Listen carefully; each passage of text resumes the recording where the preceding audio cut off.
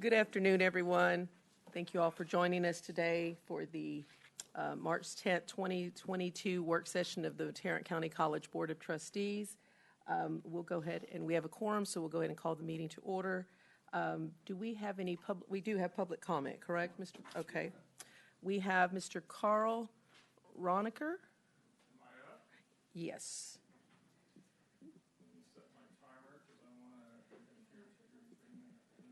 Is the microphone on for him? Okay, thank you. Okay, it is. Is it now? Okay. Yes, you're great. I hadn't pushed my button yet, so don't count it against me. Okay, I'll start. I came in December, November, and I talked about human resources and the high turnover rate within human resources. And since then, a lot has transpired. With the district. Dr. LeBlanc, I'm very honored to have you here as our new acting chancellor. I hope that this administrative change will bring change within the college with how they treat people and how they treat their employees. It's pretty disturbing to me to see. I requested the Chronicle of Great Colleges survey results through an Open Records Act. And it's the problem areas are, number one, performance management. We have a tremendous problem with performance management. The administration through human resources and Susan Alanis basically promoting PIPs, getting people in trouble, not trying to help employees, but to penalize them. And to me, that's sad. The culture of Tarrant County College has always been that we help our fellow employees. We help them to get better. We help them to do a better job. That enhances our institution and makes us even greater. And the stuff that has gone on in this college recently, it could pose a lot of problems for us. It could get us in trouble with accreditation. It could get us in trouble with our constituents, those who pay the bills here. And I'm a taxpayer. I was honored to work at Tarrant County College for as long as I did. So let's take a look at the 2020 survey results. Overall, only 54% were in an academic institution, so that's an F when it comes to being fair to our employees. More specifically, overall it's 54%, 47% of faculty say the administration is not fair to them. Isn't that troubling to you? And I put in an open records request because I'd like to know how much money we're paying in lawsuits. I'd like to know how much money we're paying for independent investigations. I would like to know how much money we're paying for settlements. Why would I like to know that? Because I'm a taxpayer. I own property in Tarrant County. I'm paying for that. And the rest of the people that own property in Tarrant County are paying for the stupidity that this college has allowed.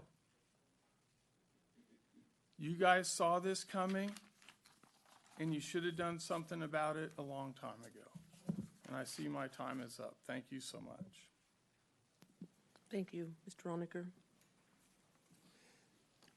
Okay, we'll continue on with the meeting. The review of board items and trustee remarks. We'll go ahead and go on to 3A. This consideration and approval of ratification of appointment of Dr. Elva LeBlanc as acting chancellor and assignment pay. Ms. Bracken. Good afternoon. President Ayala, trustees, Chancellor LeBlanc.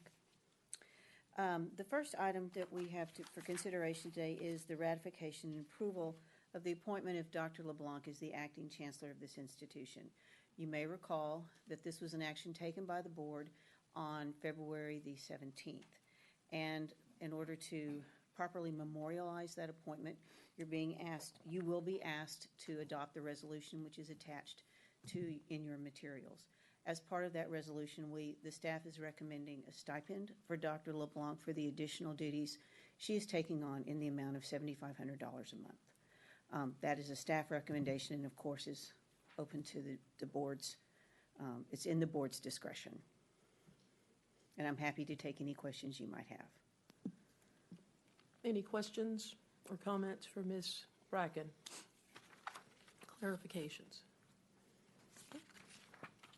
Okay, I think that's it, Ms. Bracken. So you're going to go ahead and do the next one as well, okay? 3B, consideration and approval of resolution.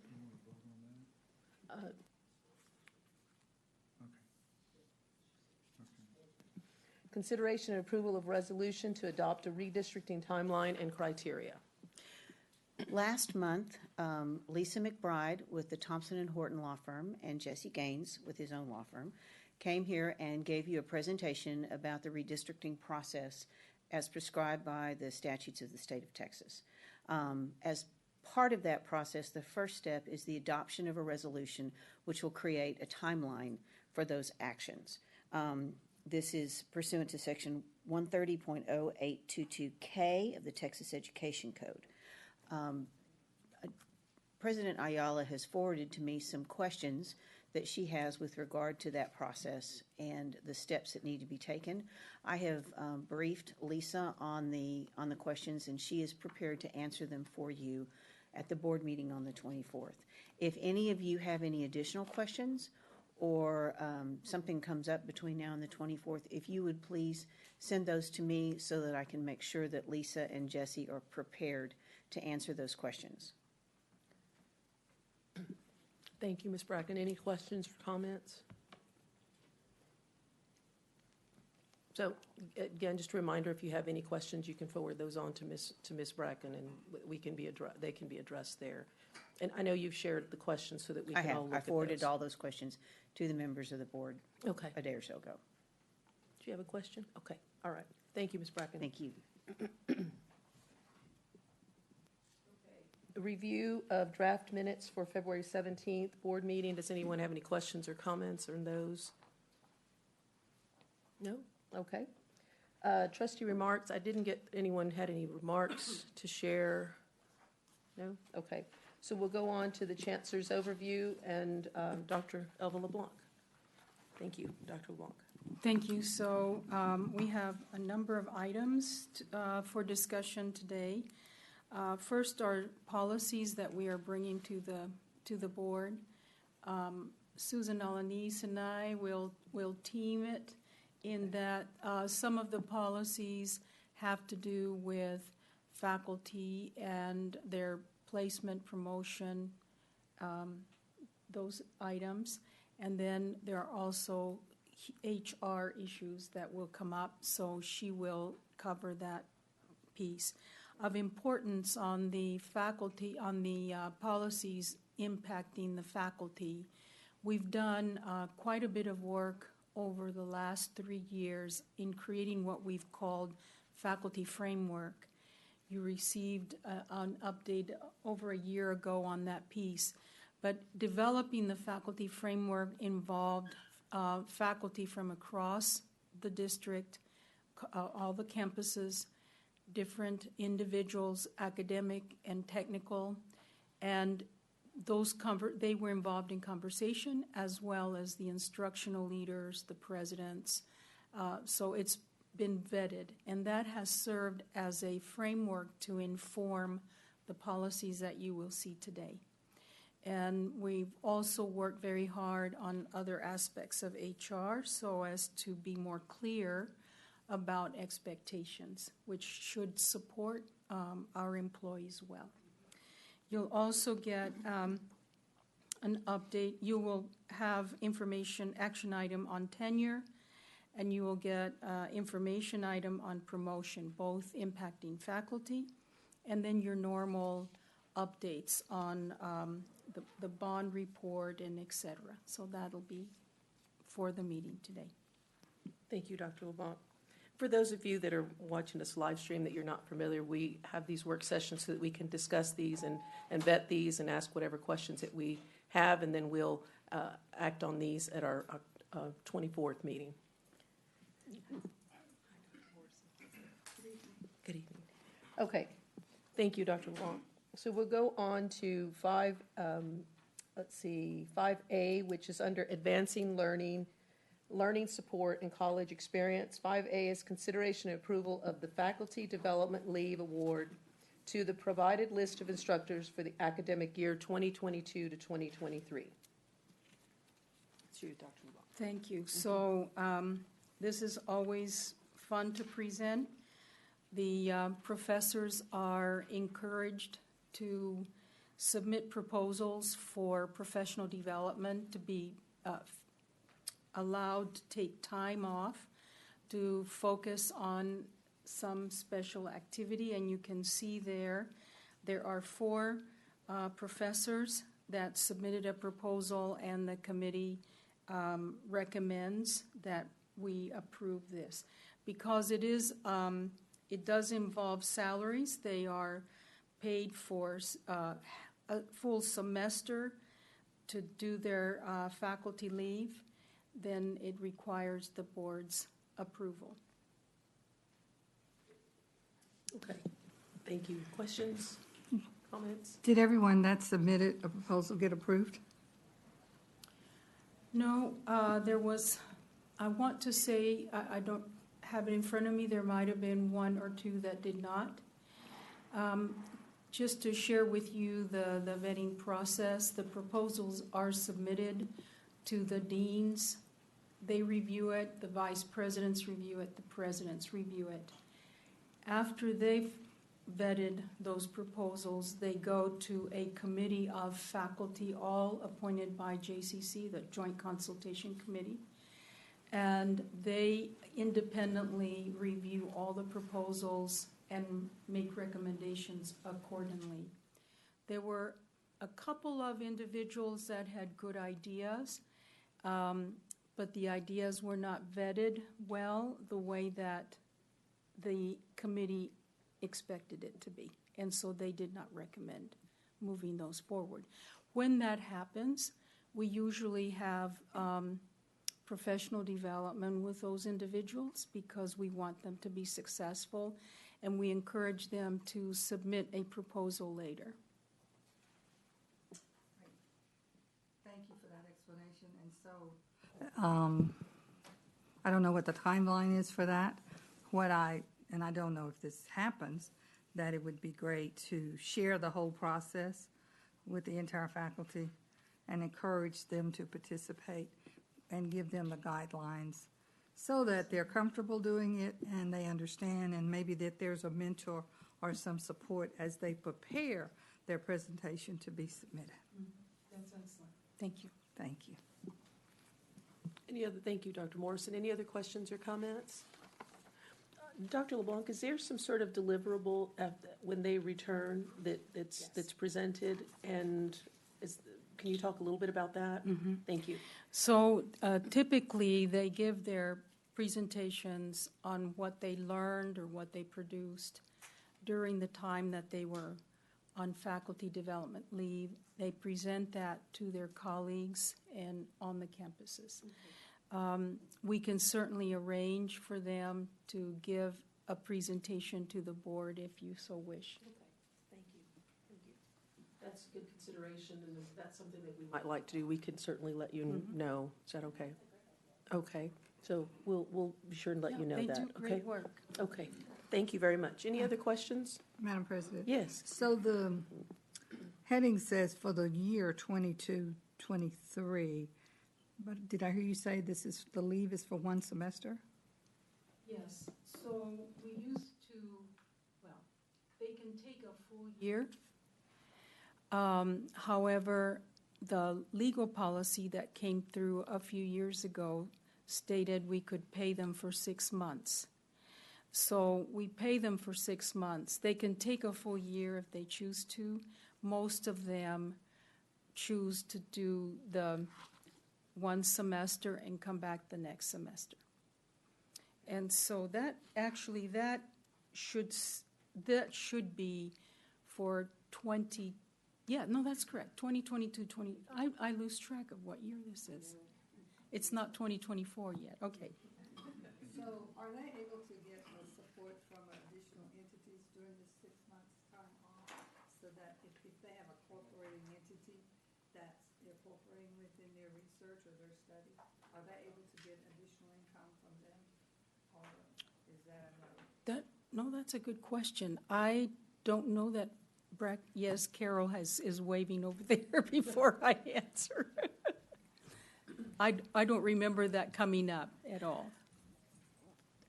Faculty who are on that leave are allowed to get grants and other support of that sort. They are not, however, permitted to work for another institution.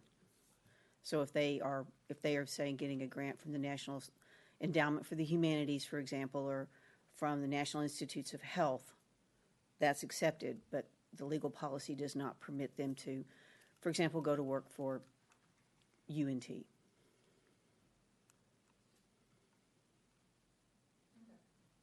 Understandable. So the first part of my question was really related to grants from cooperating entities that they might work with during Yes. the study. Yes, And so that is allowable?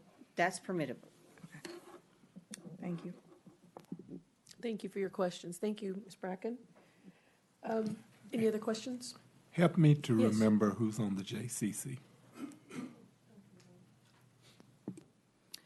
So the Joint Consultation Committee, those are faculty members that are elected by faculty to represent them in meeting with administration and really addressing faculty concerns, or from my lens, they're very heavily involved in giving back feedback. For example, the faculty framework, a lot of the faculty that were involved in doing that work were members of the Joint Consultation Committee. And typically, the presidents of the JCC end up being advisors on different topics. So they really play a very important role in being the voice of faculty, and from administration's lens, in ensuring we have the faculty voice on decisions that are being made. These are our current Joint Consultation Committee members. You will see we had their photo made about 6 months ago, and you will be meeting some of them at the April board meeting. Cross campuses. Pardon me? From all the campuses. Yes, sir. Represented. Yes, sir. Thank you for those questions. Anything else, Dr. LeBlanc? No? Okay. All right, we'll go on to 5B, which is consideration and approval of tenure award to faculty recommended on the provided list. Dr. LeBlanc.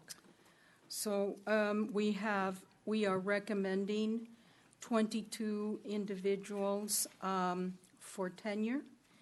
And again, tenure goes to faculty members that have integrity, they have demonstrated competence in meeting the student needs, and really connect the dots between faculty excellence and student success. And there are 22 individuals that meet the criteria that are listed in DCB local. Thank you. Any questions or comments on that? Mr. Greenhill, you have a I have a question? little question, Sure. and it just occurred to me, I'm looking at the list, and Northeast has 5, I'm sure, Northeast has 5, Northwest has 3, South has 3, Southeast has 2, and Trinity River has 8. I'm just wondering how that works. Yes, it has to do with when they were hired So just- and eligible. Yeah. And Trinity is a relatively new campus compared to Northeast. Yes, sir. That's what I was thinking. That's a very good question. Any other questions on that? So, I have a question. Oh, sorry. Go ahead, Dr. Morrison. well, I might understand that if there's a window, and if you miss the window, you miss your eligibility. No. Good. No, to answer your question. There was such a clause at one time, and that's what you're remembering. However, today, what you are required to, one criterion is that you reach assistant professor or higher. And so some people take a little longer. There is an individual in here, there's a faculty member from Northwest that she's an excellent faculty member. She just didn't get around to earning the graduate hours until recently. That would qualify her for assistant professor.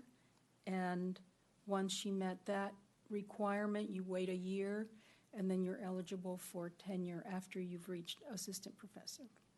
So she's been with the district a long time, but she is now recommended for tenure because she meets the criteria. Well, that's awesome. I'm glad to hear that, and I hope that'll encourage a lot of other people that may have been previously excluded. And I wonder how the study that we've been doing about initial placement of people might impact some future people. I don't expect you to have an answer today. I just think that in view of what I believe we're doing is reviewing how people were, if people were properly placed when they were hired, and if that might help some people to then qualify for tenure. Possibly. Thank you. Thank you. Ms. Wood?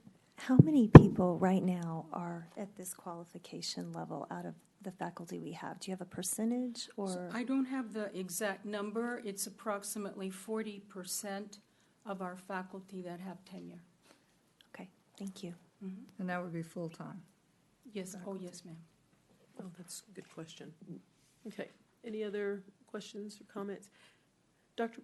LeBlanc, can you talk a little bit about how we create a pathway for our faculty so that they can get on this pathway to tenure, especially with some of the younger people that are coming on and things like that? So what does that pathway look like? So keep in mind that for today, we're using the current policy, and we are submitting other policy changes. What we do is we as too many, the vice presidents for academic affairs have a presentation, and it's the same presentation given across the college. So the people on Northwest and Northeast, Southeast, they all receive the same instructions, the same presentation. And that information is shared with faculty at multiple times, but especially every fall, they're given the presentation so that if they are interested or want to be involved in that, they can take action. And yes, and we every time we learn new ways of communicating, what we do it. So that's an important piece. Any other questions? Oh, Well, yes, Mr. Hornsby. I would like to encourage the campuses and the college. About a year ago, when we were campaigning, about a year ago now, I ran into 3 faculty members that said to me they did not know how to advance from one level to the next. So maybe that making sure that one time in the fall may not be sufficient to make sure that every faculty member, full-time faculty member, That's right. knows how to do that, because sometimes timing becomes everything, and if you don't really know how to do it, you don't know, you might miss the good window for you to start doing it. I'd rather know everything and then be my fault that I didn't do it than to not have known it, and then when I look at my time, I think I ought to be getting that, and now, but you haven't done this, and this. Right. So there were, that was just a sample. They were from 3 different campuses that were coming to vote, and they were faculty members, and they were asking me, can you get me promoted? I say, well, there's a system and there's a path. I'm sure, I don't know what it is, but I'm sure what it is. Have you heard about it? No, I don't know about that. You don't know how to move from one level to the next? No. I'm going, okay, I think you need to go to your campus and ask them, because there's a way to do that, I'm sure. I just don't know what it is. Right. But I will later on, I'm sure. But so that would mean to me that we need to make sure that that information is readily available and understood, by all of our full-time faculty. Maybe that's part of your orientation when you start, not just the campus thing. That's part of what HR does or whomever does, though, the first couple of days of training that they do. Maybe it's part of that or something, I don't know. Well, But- yes, thank you for that. And of course, all of the policies are available to everybody, including the public, and you already know that, right? But, and the criteria and the steps to be followed are there. Now, we will, as we separate policy and regulations or procedures, it'll be easier for people to access that information and follow it, and so, Thank you. yeah. Thank you for that point. It's all about providing access, so thank you for that. Okay, let's go on to advancing capital improvements. There are no items, so we're going into other items, which is 5C, consideration and approval of the purchase of internet and telephone services from Lonestar Education and Research Network, LEARN, and GTT Communications, Inc., for 36 months in the amount of $532,846.34. Mr. Pacheco, good afternoon. Good afternoon. LEARN is a Texas consortium of 43 organizations that include higher education, K through 12, and other institutions such as municipalities. We have partnered with LEARN since 2019 and is the cornerstone for a lot of our activity, including business continuity as well as disaster recovery. During our disaster recovery planning that we've been doing since before COVID started and has been accelerated because of COVID, we have recognized the need to expand those services to our facility in the Allen Data Center. And so what we're talking about here is adding that capability. We're also working with GTT, who is a partner with LEARN, to expand our telephony using SIP trunking. And what this allows us to do is it gives us more capabilities, both from a networking point of view, the ability to burst our speed up to 10 gigabits. Right now it's capped at 2, but it's not capped per se, as well as give us protection against dedicated denial of service attacks. This is all part of the LEARN network. And so what we're talking about here, with the increases here, we're only talking about $19,000 additional over the 3-year contract. Gives us all these capabilities, as well as the SIP trunking and the new data center, new speed over at the data center. Questions or comments for Mr. Pacheco? I've got it. I do have a couple. So regarding the DR and business continuity, are the RTOs and RPOs changing at all, or with this change, or are they going to remain the same? We are actually in the middle of establishing those. So right now, it's a disaster recovery fail oversight, but we're establishing those RTOs and RPOs that you're talking about right now. Okay. And then you talked about burstable, right? Yes. So do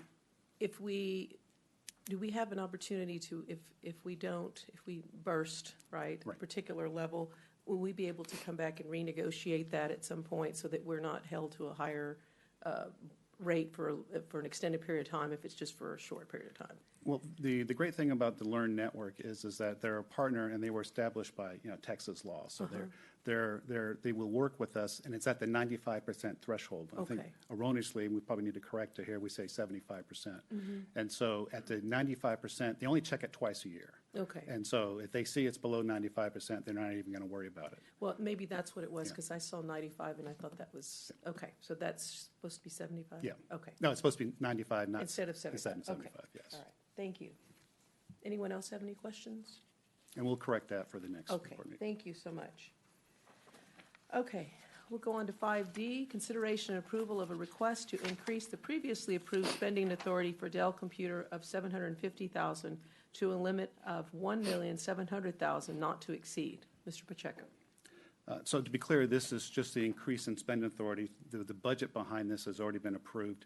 And it's somewhat of a convoluted story here. Back in 2019, we had a virtual machine or VDI spend of about $480,000. During COVID, we rapidly expanded our VDI capability. VDI stands for Virtual Desktop Interface, and this is what allows our students, as well now our employees and staff and faculty, to use it both in the classrooms as well as from home and virtually any place in the world. And so that licensing increase was increased it to $687,000 for a total of $1.2 million. And so for this fiscal year, we erroneously did not ask for the spend of $1.2 million, and instead of so it was set at $750,000. And so that's why we're coming back here. We've also included in here licensing increase cost for what we call Absolute, which is security software for mobile devices. And what it does is it's basically LoJack. And so all the devices that are mobile, including all the laptops that we've expanded out here across the district, both for the students as well as for staff, is covered underneath the software. And so what we're looking at right now is for next year, we increased this to 1.7 for the spend, and then for next year we're looking at $2 million for the spend authority. Did I miss something? I just want to make something crystal clear. So we planned for this in the budget, but what happened is when we brought those contracts to you to authorize the state contract for a procurement mechanism back in August, we failed to increase the spend authority associated with it. Okay, so it's in the budget. Okay, does anyone have any questions or clarifications on that? Okay, thank you. Time limit for this specific thing? We're looking at, this is a permanent limit that will be increasing. Okay. And really, it's due because we've rapidly expanded our VDI capability. And we're so much more nimble nowadays that the de facto way of getting into the school's resources is through VDI. Okay.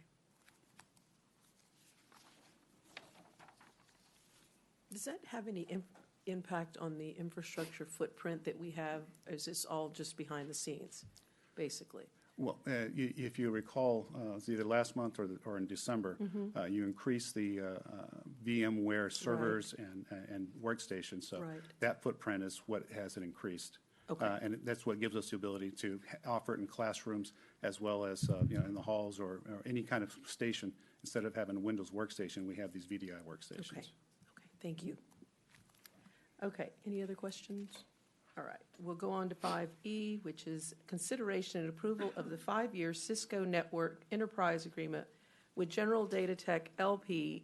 GDT in the amount of $2,477,361.12, which is approximately $495,500 annually. Mr. Pacheco.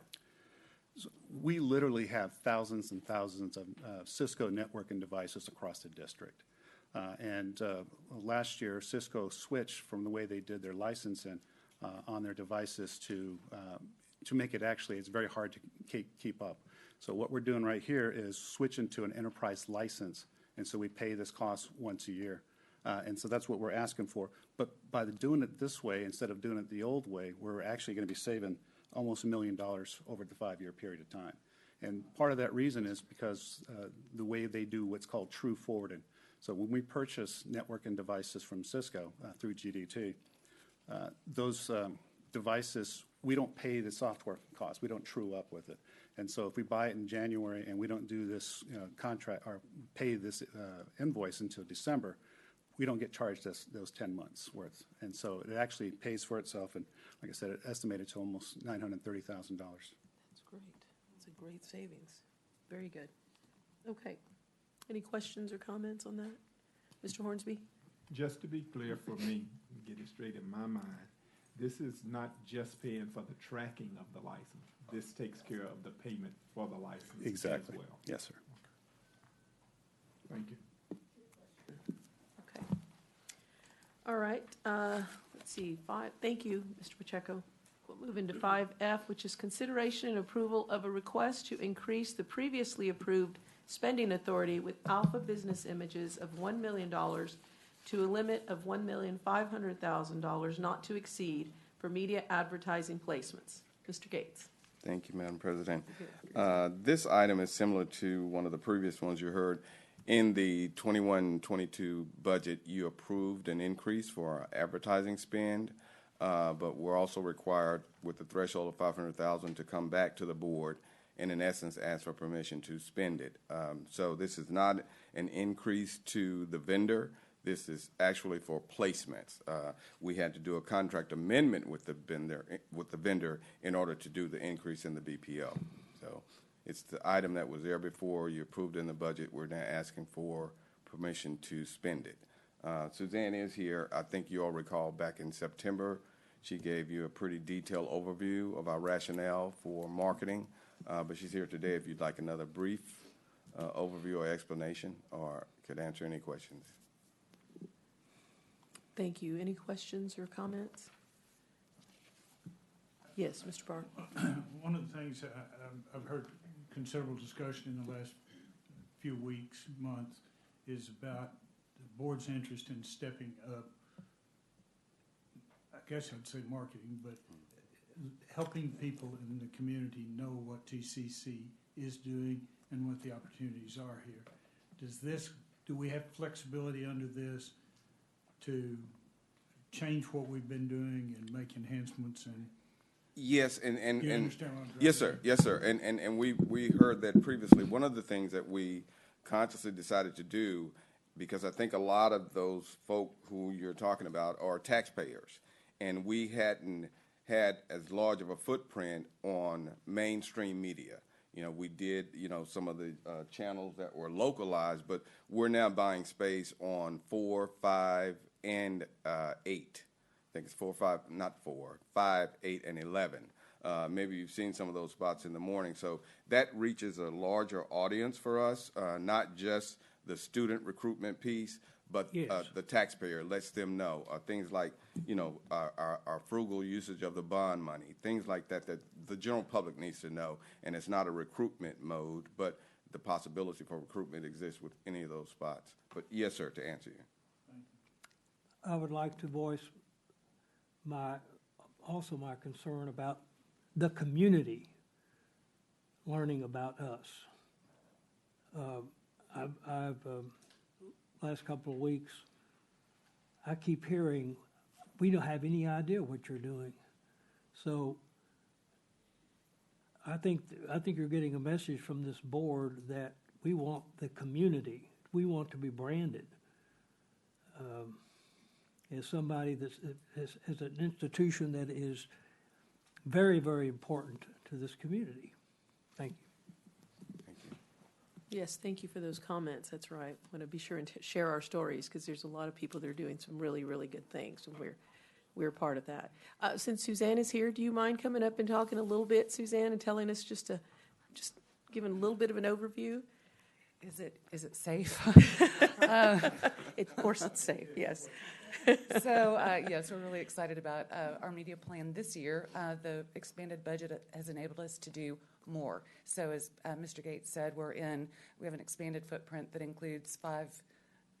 Now you got me confused. 5, 8, and 11. We've expanded our play in the multicultural media arena with expanded multicultural radio, a pretty heavy placement with television and Telemundo and Univision, and moving into some of the more traditional areas, while also expanding in the digital marketplace. So one of the things that we have done intentionally is to hold some of the money back, Mr. Barr, to exactly your point, to do some things that are really different and that will position us differently in the community, whether that's pop-up information sessions, using one or more mobile units, partnering with other entities to bring TCC into the community. We've expanded our presence at Main Street Arts Festival, which is April 7th through 10th. Don't miss it. We'll be sponsoring the Maker Zone, which will be at the northernmost end of the festival, and then our traditional position at 4th and Main. Historically, when we were there 3 years ago, our volunteers have a clicker. And 3 years ago, we click every time we have a conversation with somebody. 3 years ago, it was 11,000 people over 4 days that came and talked to us about TCC. What is TCC doing? How can I get there? So we're looking at some other opportunities to expand and amplify the brand using the budget that you have given, to including possibly creating another one of the videos like we did 5 years ago of the everyday heroes, imagine a world without Tarrant County College. We have the budget to produce something cinema quality, again, that can help tell our story. I'd like to make a comment that driving down Camp Bowie Boulevard in central Fort Worth, I saw a bus that had an advertisement on it, TCC. I think that was I was very glad to see that. I envy the Dallas Morning News because they have what is called the Education Lab, and I envy it a whole lot every time I open up the Dallas Morning News and say, the Dallas College is doing this and blah, blah, blah. I know we're not, but you might, politic over there and. We have a very good, we do have a very good relationship with her. Often Good. We're in and she always calls us. Sometimes we just can't get her the information fast enough, but we do have a great relationship with her. Oh, good. And like I said, we're really trying to get our story out there. We've got, as a matter of fact, in sort of taking advantage opportunistically of what we're all suffering in terms of increased gas prices, we've got a release going out like now, reminding people of the use of Trinity Metro as an option. Save, don't fill your tank, get on the bus so you can come to class. So that's another opportunity. But we really, with our budget increased, which we're very appreciative of, I think we can do so much more. And I look forward to bringing back the results at the end of the fiscal year to show you how well we've done. Or even earlier. We'd like to get more reports about what you're doing. Absolutely. Not just annually. I think some of us, or I think all of us believe this is a really important aspect is branding us we are a community college, and this is a large community. So we've got one big idea, and I'm just going to tease you with it because I think we might speak to you at the retreat once we've kind of fleshed it out a little bit, but it will change the way we are known in the community and the way we're positioned in the community. I'm pretty excited about it, so stay tuned. All right. Great. That's fantastic. I think Ms. DeKine had a question. Thank you for that. I have already seen some really great, what I would consider to be improvements or awareness around our programs and the services that we deliver to Tarrant County. And I know that we can sometimes sound like a broken drum on this. I do think that given where we are in the timeline of the implementation of our bond program, and that's such a significant, once in 20 years event for this community, just being able to tell the story of wonderful state-of-the-art facilities that are transforming the way that Tarrant County learns and eventually leads and learns to work is so important, because we do a lot of good work educating taxpayers about why it's so important that they go out and vote to spend this money. And then I think just across the board, bond programs in general sometimes struggle with the communication about the part afterwards. And so I think that that's a real opportunity for us to highlight those good news stories about facilities and improvements and the importance of taxpayers' investments from the capital perspective as well. So I dream of a day where someday I turn on the TV and they're talking about not the escalating cost of steel, but just the wonderful facilities at the Northwest campus or the Southeast campus. So I would ask that we focus some of our efforts on that as well. Duly noted. Thank you. Madam President, Yes. as we're driving people to our website or portal or to call or whatever, I think it's going to be very important that there's the appropriate, well-informed, welcoming person there to welcome them and to address their issues and concerns. And I would like to suggest that a specialized market is the many public entities, nonprofit organizations, churches, et cetera, that do all kinds of programming and frankly may not have a person that's really tuned in to what's happening in Tarrant County, but they are doing things to impact Tarrant County. And so that might be a special outreach for us, as well as making certain that we have sufficient staff that's either answering the main number or responding to emails or whatever. I think that's very important. A few people still do make phone calls. Not everybody goes to the portal to search for what they're looking for. And I think that's important. And I would like to ask that you take a fresh look at that. Make sure we have sufficient staffing. Let me say that again. Hallelujah. Sufficient staffing, informed, welcoming people, live bodies. Thank you. Thank you so much. And I think, Ms. Groves, I think that a lot of the feedback that you get from this board, I know is very helpful for you as well. So we'll continue to communicate with you because we're out in the communities and getting feedback. So I'm hoping that communication will continue. So Absolutely. And thank you for the work you're doing, and congratulations to your staff too. Thank you. Mm-hmm. All right. Any other questions or comments? This was a very good dialogue. Okay. Let's see. Ms. Allen, okay, 5G. We're on 5G. Consideration and approval of statement of work for Intelligent Buildings, LLC, for design guidance supporting the district-wide smart building program in the amount of $138,600. Ms. Alanis. Yeah, so before I talk specifically about this one, I want to point to a couple of related things that are in other places on your agenda today. We included an informational memo at the end that tried to tie together the work that we're doing for smart buildings related to the sustainability plan, because there are overlaps in terms of the results that we'll get in terms of energy savings and other sustainable practices.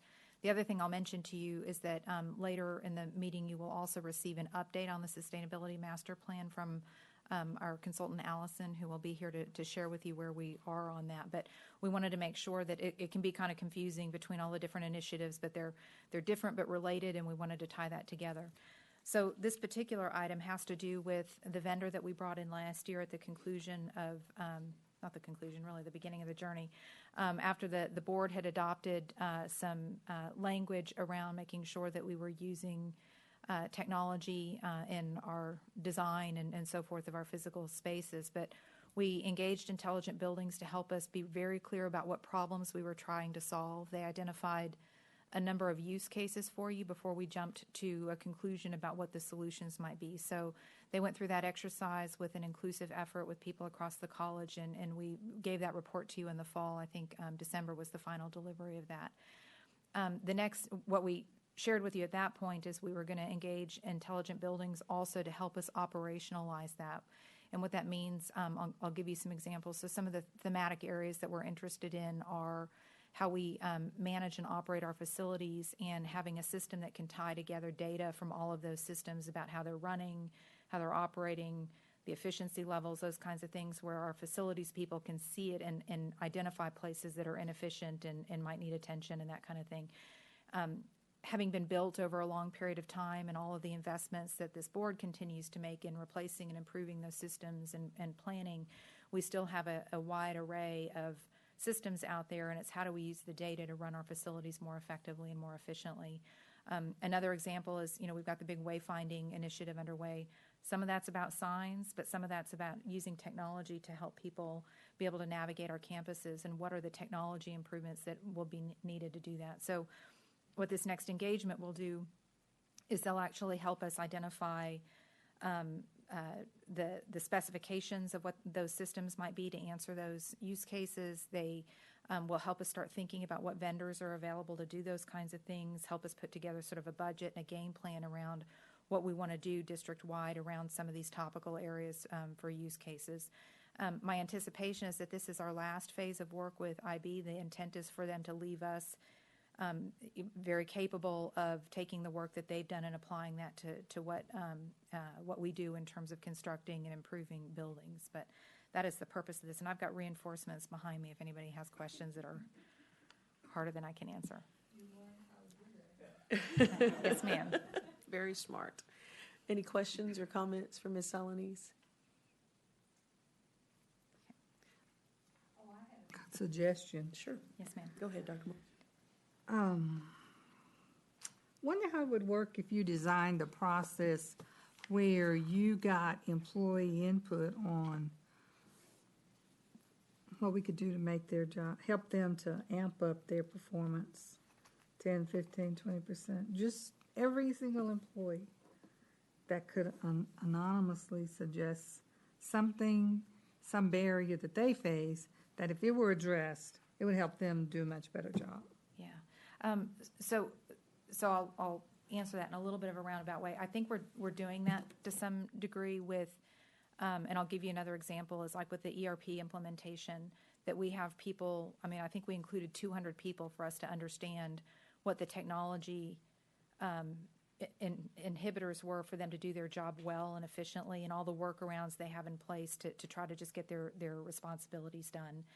And so I think our goal is, as we work through some of those big known projects, but I understand what you're saying too, is that more globally than that, I think we're tackling some of the known comprehensive big things that we know are problems, but you're absolutely right. We need to include feedback from staff at every level to help us know what their difficulties are that we can help solve.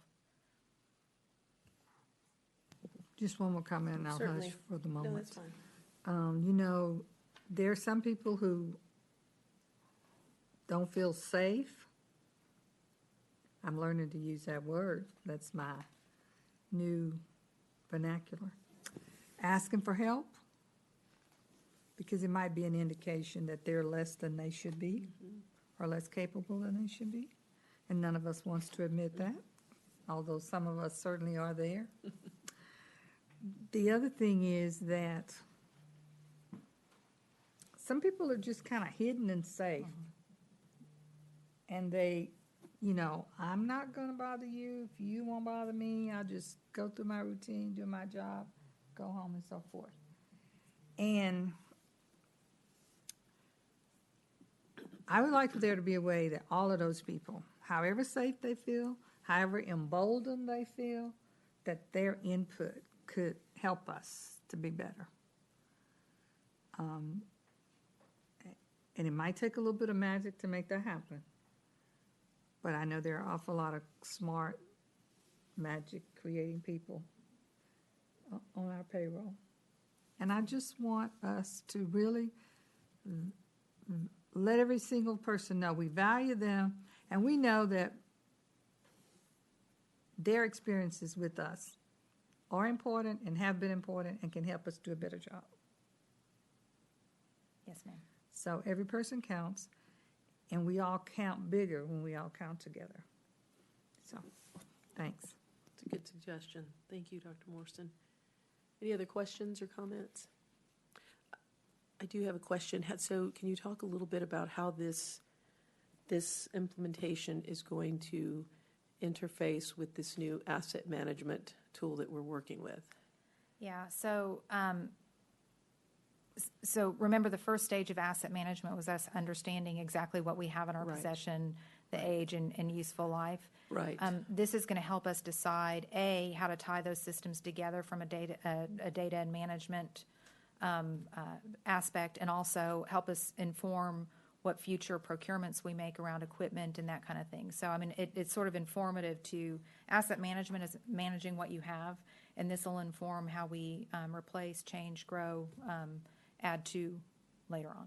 So does the data that we accumulate from these are going to feed into, I'm just trying to figure out how the two will be interfaced at all, or will they be?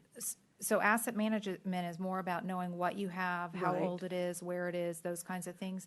This is about data collection, about how your HVAC systems on a campus are operating, and a data feed to be able to identify when there's things that are out of range that you may need to go and pay attention to. So it's a different kind of data that we're managing through the smart building technology, whereas asset management is about us knowing what we have. The asset itself, so there's no interface between the two as far as what data we're getting, whatever data we, because it sounds like some of this data is predictive, right? That we're going to be getting, if, let's say it's an elevator that kind of says, you know, this belt has been on there for, 6 months, and I just didn't know if that would somehow or another communicate with the asset management tool. I was just trying to figure that out. So I don't think so, and I can invite somebody up to help me if Okay. you want to. Okay. Okay. Yeah. Walt probably knows where I'm Yeah, going with, yeah. maybe, I'm not even saying it right, Yeah, maybe, and Walt. I'm but- struggling with that they're related but not the same. They Yeah, complement each okay. other. But Do you understand my question, Mr. I Walt? think I do. Okay. I would say the asset management system, from what I understand about it, is more of a model. In other words, it's got some kind of rote attributes that you're tracking. Right. What the smart building could do is tell us, even outside of that, if there's issues. Like it could identify a system that's not performing properly, regardless of the age. It could be brand new, but it's not performing properly. So it could let us make improvements based on that lack of performance versus aging or Okay, condition. so this would supplement what we would have in the asset management I tool? believe so. Yeah. Okay, that's what I was trying to figure out. Okay, thank you. Susan, you were there. You were there. Thank you, Walt. Okay, any other questions or comments? Okay.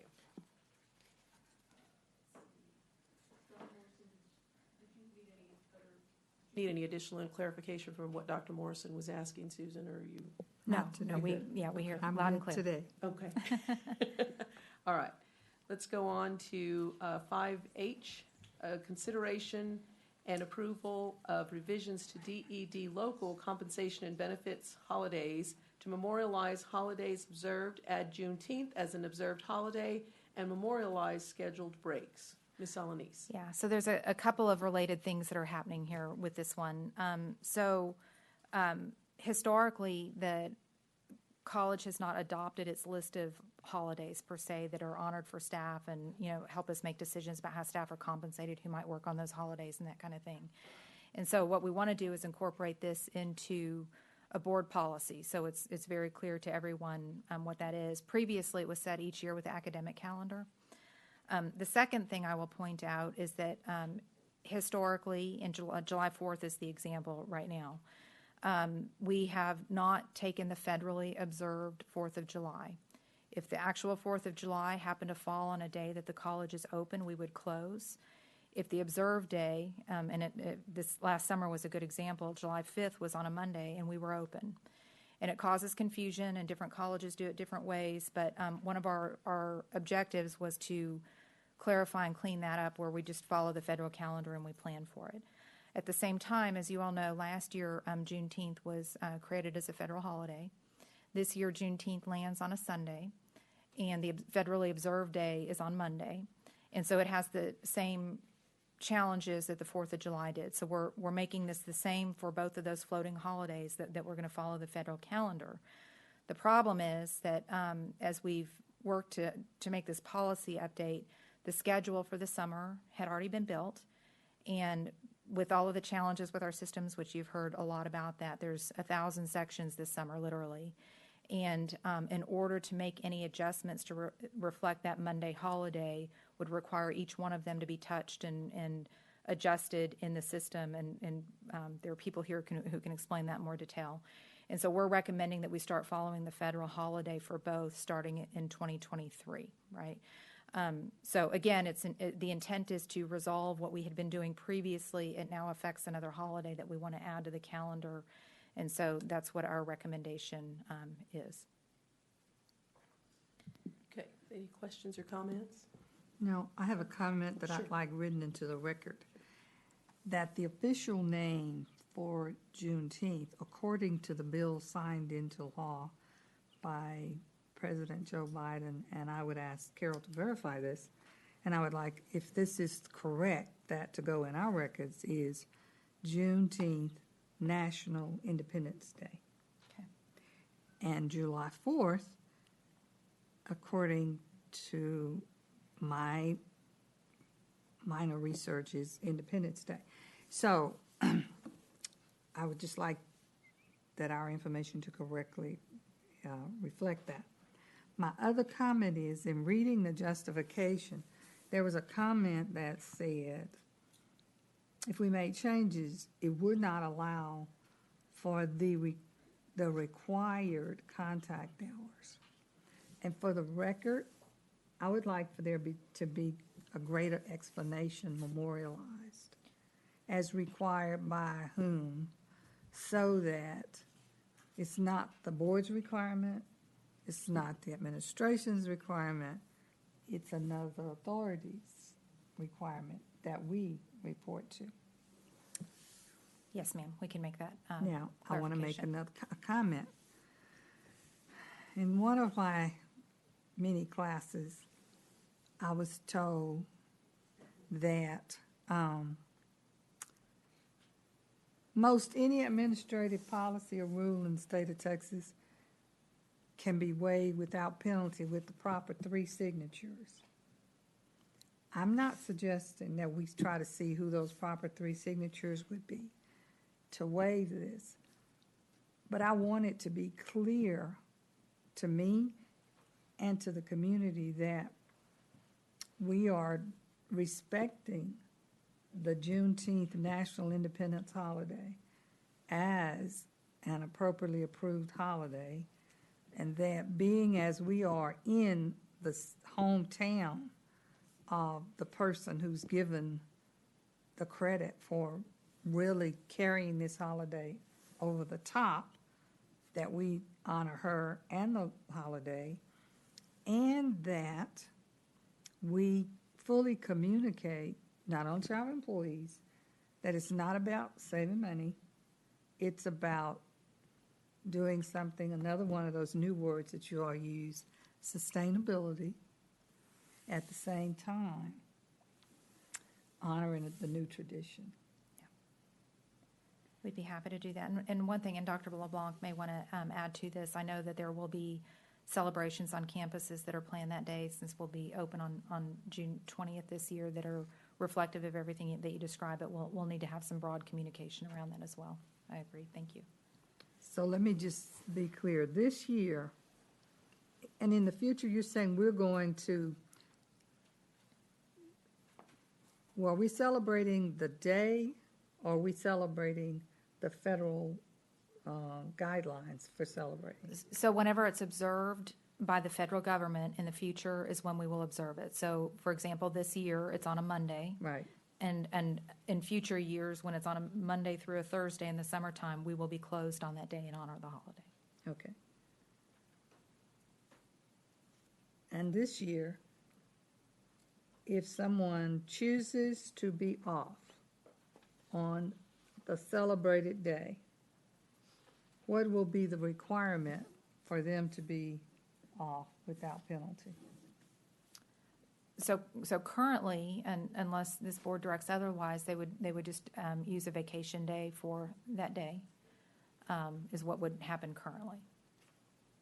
Now, we have talked about some options about allowing a floating holiday this year that staff could use on those days or going forward. It gets a little complicated when you start thinking about faculty members, because they're not paid by the day, and nor do holidays normally affect them. And so that becomes sort of a, how do you manage, staff versus faculty if they have the day off? But because certainly faculty will be expected to be conducting their courses on those days. And students will be expected to be present in class. Yes, ma'am. Yes, ma'am. And that's an important factor to communicate, going back to our communication plan. I just think it's important that we be clear and definitive, and that whatever the requirements are, whether they are to any one of our personal liking or not, that it's clearly communicated, and that the basis for it is not only communicated, but that it makes sense. Yes, ma'am. Because you already know some folks are not going to be happy. They won't understand. Yeah. They won't try to understand. That's why we have to be very intentional about explaining it. So, Thank you for that, Dr. Person. Any other questions or comments? Okay, thank you.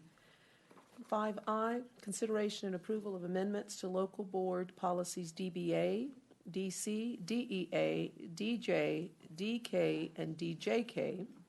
Wow, that's a mouthful.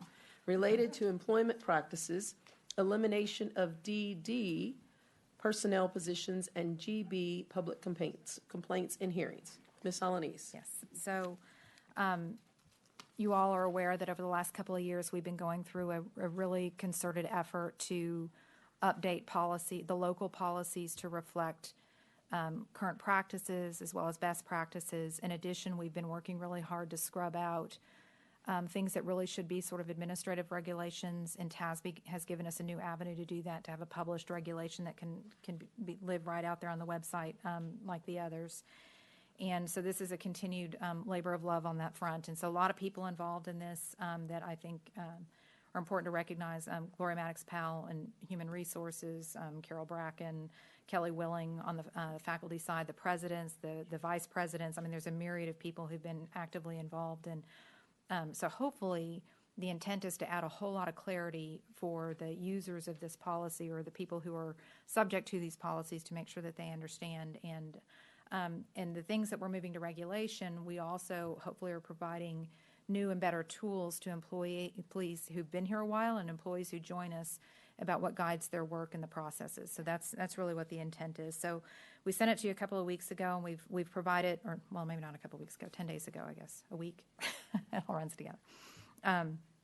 But at a high level, we have moved, again, a lot of it to the right policies, to get rid of redundancies across some of the sections as well. I will mention that DC Local, the employment practices, that's where we took a huge swath of it out and put it in regulations. You will be pleased to know that new recruits no longer have to show up down at the Mayoan Center for orientation at a specific time. I mean, that's how granular it was in the policy, which didn't make any sense. So we've done that. The only thing I'll mention that we did that's really of substance with the regulation that's different other than reflecting actual practice was to add a probationary period for new employees when they join. That's customary and best practice in most organizations to have that, to allow everybody after the sort of the interview process to make sure that it's a good fit for themselves and the organization. So that's the only substantive change that we made on the regulation side. In addition, on the personnel positions, there was some old language in there that didn't reflect any of the nomenclature that we use today, so we've updated that. On the faculty side, I don't know if Dr. LeBlanc, if you want to add to some of the areas around the faculty that were updated and improved, specifically related to the faculty framework. So one key element has to do with the opportunity. We broaden the opportunity for faculty to be able to increase their educational attainment and for those courses to count toward promotion and ultimately toward tenure if they so wish. This is especially true for the technical faculty. While today almost every occupation has opportunities at graduate level for coursework, even welding. I think MIT has welding. I don't know that everybody can go to MIT, though. So they're teaching welding, and they didn't have access to those graduate courses. They could take other graduate courses that are aligned with the teaching and learning process that would improve their teaching ability, and it would count toward their promotion, whereas before that was not the case. So that's been part of the conversation really for 3 years as we work through it with the academic faculty that have to meet accreditation requirements for courses that transfer to university, and those are more, they require master's degree plus additional graduate hours. And so they wanted it one way, the technical faculty wanted it another. So it took 3 years, but we worked through it.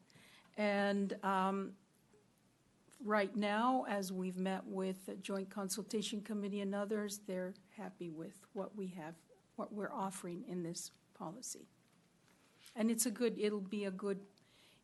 move for the college in general and certainly for our students as we connect faculty excellence with student success. And that's really our ultimate goal is for our students to be successful. How do you communicate these changes with the faculty? Of course, we're reading through all this stuff, but what do you do? To make it. So when creating the faculty framework, as I stated earlier, it was a large group of faculty representing the different campuses, academic and technical, that worked through it and made the recommendations for the faculty framework. At different stages, we presented to the Joint Consultation Committee and got their feedback. I also went to all of the campuses and gave presentations in person. I offered lunch, so they came, and gave their feedback. And so lots of effort went into getting everybody's feedback. In terms of the actual policies, the Joint Consultation Committee is who I've depended on, have been informed. The other thing I'll add, too, is that we will, upon approval of these, plan an Inside TCC story that provides links to the new policies and hits some of the highlights about what to expect, so that we can make sure they're aware. And as an example, just even on the hiring process, that's a widely needed skill across the organization. And so that's information that we need to push out to everyone, and we'll make sure that that happens. Right. There's enough change here and clarification that's important. One last policy that I'll mention to you and highlight for you is the elimination of GB local. And you may recall, and we've actually had a recent experience with this, and it's very, very rarely happens, but it was a surprise to me to learn that we actually have sort of appeal rights of non-employees, so citizens and constituents, to the Board of Trustees that resemble in many ways the way you would hold a hearing for a grievance for an employee. And that seems inappropriate, and rather they've got access to board members, your professional staff. They've got the ability to come here and speak to this board as a constituent, and other ways to communicate. And so that is so rarely used, and also so unusual for, I think, a public body like this to have in place, that we are recommending elimination. Happy to answer any other questions. Any other questions or comments? I have a question. Yes, go ahead, Ms. Wood. On what you just said, wouldn't that be where the public comment would come in? Yes, so any public meeting that you have, that they're able to come and make public comments. And so that's certainly what's available. What this did was go on to allow testimony, rebuttal, all that kind of, and also a series of meetings with administrative staff as remedies in advance. I would make the argument that we as staff deal with constituents and citizens with concerns all the time and manage those, and certainly the board could step in if they feel like we aren't being responsive enough to those. So there's existing remedies, in my view, that address that this was unnecessary. Thank you. Any other questions or comments? Dr. LeBlanc, I do have a question about particularly about this faculty. Are we going to be reviewing those on a regular basis? Do we have a time frame that we're going to look at these yearly? Because things are evolving all the time, right? So I just didn't know if we've set up something, and probably all of these, do we have just a time frame on how we're going to look at these go forward? So we can certainly do that. What we've done in the past probably is when there are laws passed and such that impact the policies, we have to adjust our local policies to fit the legal. We also learn along the way when we're faced with some challenge. If the policy is not addressing it, we certainly come back and review it.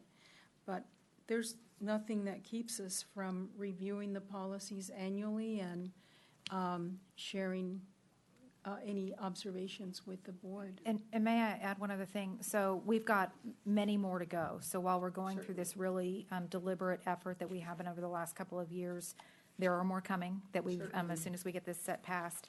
And I do think that we ought to have a normal cadence to look at them. The other thing that we are doing is engaging, particularly on the HR side of things, the responsible functional areas within the departments that are responsible for that, allowing them to, requiring them to also be on top of this and helping us identify areas that have gotten out of sync with practice or that need attention for some other reason. So there's some other safeguards that we have in there. The other thing I'll note is while we've given you some of the regulations here as an informational item, you're not necessarily voting on those. We've done it because there's so much coming out of policy. We wanted you just to be aware. But thereafter, administratively, we can update those and change those and correct those to be informative to the organization and the employees on more procedural kinds of things. And so this will be an ongoing process. We've got this big bulk of work right now, but it will be ongoing. Good. Thank you. I just wanted to add that one of the things, the initiatives that my office is pursuing is what I'll call a sort of calendar of policy review. What we're trying to set up is an orderly process where we can come to the board to discuss an area of policy, let you guys know in advance when those policies will be discussed so that you can be prepared, and also to let you know as much as possible in advance the areas where we expect to be seeing policy revisions. Can't do much about the 2 annual revisions we get every year from TASB, but we can certainly be a little bit more predictive about the areas we expect to be changing. That would be very helpful, yes. Thank you. Anyone else have any questions, comments? Okay. We'll move on to 5J. Consideration and approval of fee expenditure of Locke Lord not to exceed $200,000. Ms. Carol Bracken.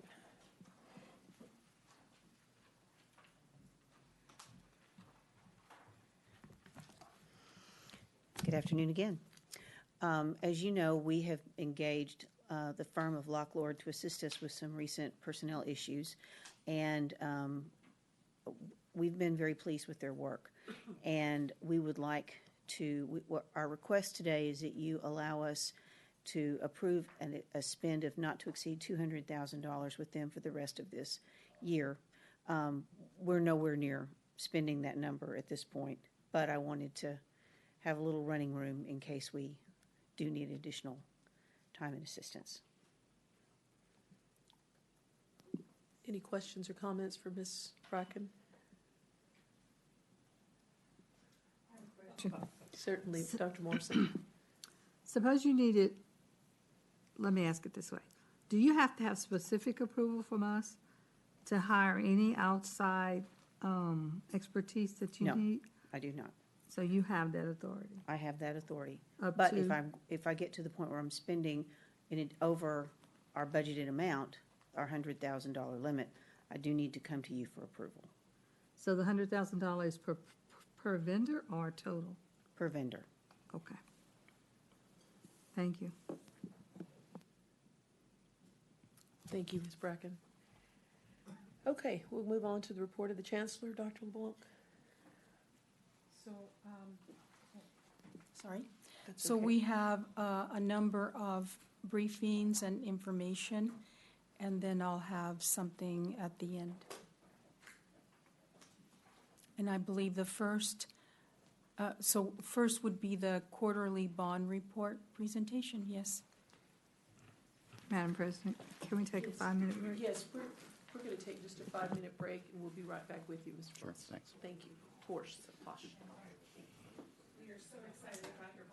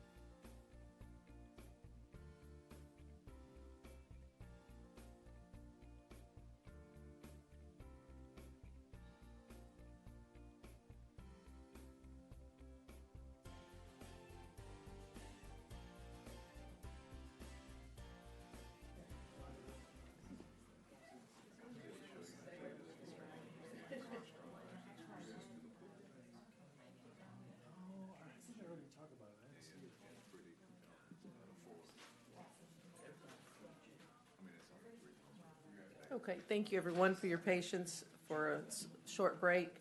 We were at the report of the Chancellor, the briefings and information. We were on item 6A, Dr. LeBlanc. Yes, so are we ready? Oh, sorry. Yes. So are we ready for the briefing on the quarterly bond report? You're ready? Thank you. Thank you, President Ayala and Board and Chancellor LeBlanc. Appreciate the opportunity to give our quarterly presentation on the bond. So we are going to be talking about steel prices, so it will be exciting. So lots of action in the last 4 months since I've come to you in November for our previous quarterly report. So lots of action, a little bit of turbulence, and quite a bit of progress by the team. So I'll jump right in here. So we'll talk about our usual financial update, and then part of our financial update, I want to spend a little bit of time talking about the construction market volatility, because it is really the big issue on the bond right now. We'll do our project updates. And there's one I'd like to highlight, the renovation work we're doing for Southeast Campus, and then MWBE and hub reporting, and I'd like to give a little bit of background on what we're doing on that front, and then just some look ahead and upcoming board actions. For a financial update, these are the pie charts that you typically see. It's the whole program by bucket and then by campus. The bottom line is $919 million now, so that's an increase since the last time we spoke. That reflects a recent estimate on the Northwest project. We'll be talking more about that in the coming slides, but the bond funding still will always remain at $825 million. Then there's $12 million from the Fort Worth ISD for early college at Northwest, and then the $82 million from other sources. So the three yellow cells there, the overall budget, which is actually our projection for what it's going to be at the end, is $919 million. Of that, we've committed $258 million, which is about 28% of the whole program. $123 million is what we've spent, which is about 13% of the program. Then project summary, you see the three yellow cells at the bottom, 7, 2, and 9. That totals 18. Those are the projects that we've got in some phase of active design or construction. There's 129 total projects, but the remainder are either in planning or in closeout. So I'd like to talk about, I would not like to, but I have to talk about construction market volatility. So the big story really is, of course, inflation. And yes, ma'am. Before you go on, I just wanted to ask you on the amount that you listed under the 12. You can go back one. Let's see that slide there where it says the $12 million on the Northwest campus. Has that amount changed, or how do we need to look at that, Ms. Alanese?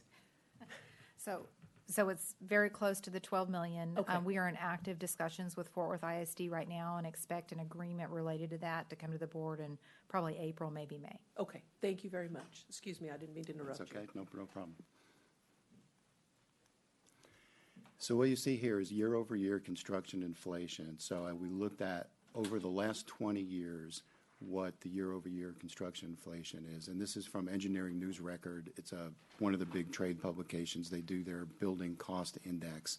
So this is a pretty good measure year-over-year. So that shaded bar is between 2 and 4%. And you can see over the last 20 years, the average inflation has been about 3%. So this is for planning purposes and planning projects and executing projects. This has pretty much been the standard. You figure 3 to 5% a year. And we were rocking along with that until this happened. So this is the past year, 15% year over year since last February. So it's way beyond, as you can see, anything. We've known it was coming. We thought COVID was going to kind of ease off, but with a lot of other factors out there related to inflation, we're really taking a big hit. And so there's no sign of this letting up either. So this is where we are right now. So what that means for the bond program, since the bond was approved in November 2019, we've already lost 21% of the bond buying power just due to inflation.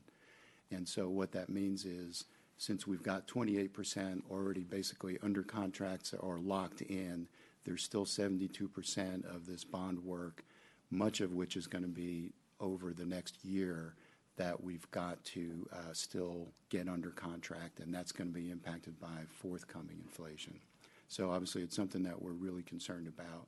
we really do dream about steel prices. Wake up in a cold sweat when we think about steel and all these other material price index things. So you can see how much things are going up. And one example is we just got an update on the Northwest program. We hadn't seen it and hadn't had to do an estimate since last July from the contractor. So we suspected, of course, things have been going up since then. So since last July, the projected cost of that project has gone up $17 million. So it's about 11% of the remaining work.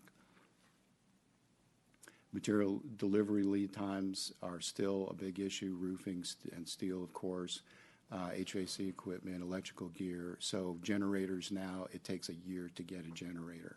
So on most of our projects, we're able to manage this because the project duration on these large projects is so long that if we just jump on these things, by the time we need them in 9 months or a year, we've got time to order them. And so the one exception is on the Southeast campus. You saw this for a little bit last month when you approved an early procurement of steel. So what that did, by ordering that in February, steel has a 27-week lead time now, as opposed to it used to be about a 13-week lead time. So we need the steel in August because it's steel construction. We need that in week 13 of the construction contract. So by ordering it in February, we've got it all on order, so we'll have it when we need it. We don't really anticipate, at this point, we don't have planned any special procurement of materials. We'll see if we do need it on our projects. We'll be coming to you with that. So the ways we're addressing this volatility, construction inflation is outside of our influence, but there's a lot of things that we're doing to just manage what we can manage. Part of that is using the construction manager at risk delivery method, where we have a construction manager on board early on. So we're getting real-time market updates on pricing, schedule. They're working with us on logistics for some of these complex remodels. Everything is competitively bid, so we know we're getting the best value. We're getting market pricing updates like the one we just got on Northwest. We're doing that at regular intervals, tracking the market trends. We had a value engineering exercise a while back on Northwest where we were able to take $6 million in value engineering with little or no program impact. We just recently did the same thing on Southeast, and we got $10 million out. So we're actively looking through these design documents to see what opportunities there are for minimal impact but high cost savings opportunities. And then scheduling strategies. So timing things so they go to market at the best time. It's hard to have a lot of influence over that now because we've got to wait pretty much till we're ready for construction before it's time to go out to the market because our subcontractors are just not holding prices for that long. So that's it on construction market volatility, lots of kind of turbulence there, and those are the things that we're doing to manage that. Project updates, I'll start with our largest program, Northwest. So this is an overview. You have Northwest College Drive at the top, the reservoir on the west side, and Marine Creek Parkway on the right, just for orientation. This is the area of operation for the project. So the 4 pink buildings are the new buildings. 1 and 2 are the ones that we are building now. And still to come are 3 and 4 later in the project. And the 3 blue buildings will be just reskinning to deal with this brick problem that we've been having. So before the meeting, you saw up-to-date videos of our webcam. So these are on the Northwest, on the bond site under the Northwest project. These were some snapshots from a few weeks ago. You can see building 1 on the left. That yellow is the exterior sheathing. And then on top of that, it's going to go waterproofing, and then the brick on top of that. So building 1 is about 2 months, I believe, ahead of building 2, mainly because it's a smaller project. Building 2 on the right, this was when we were starting to put the exterior sheathing on, and now we've got more of that sheathing on, starting on the waterproofing, and our slab on grade is in place right now. So also inside the building, there's a lot going on. This was actually a few weeks ago. We've got ductwork going in and piping and some interior partitions, things that we can do when the building's not dried in yet.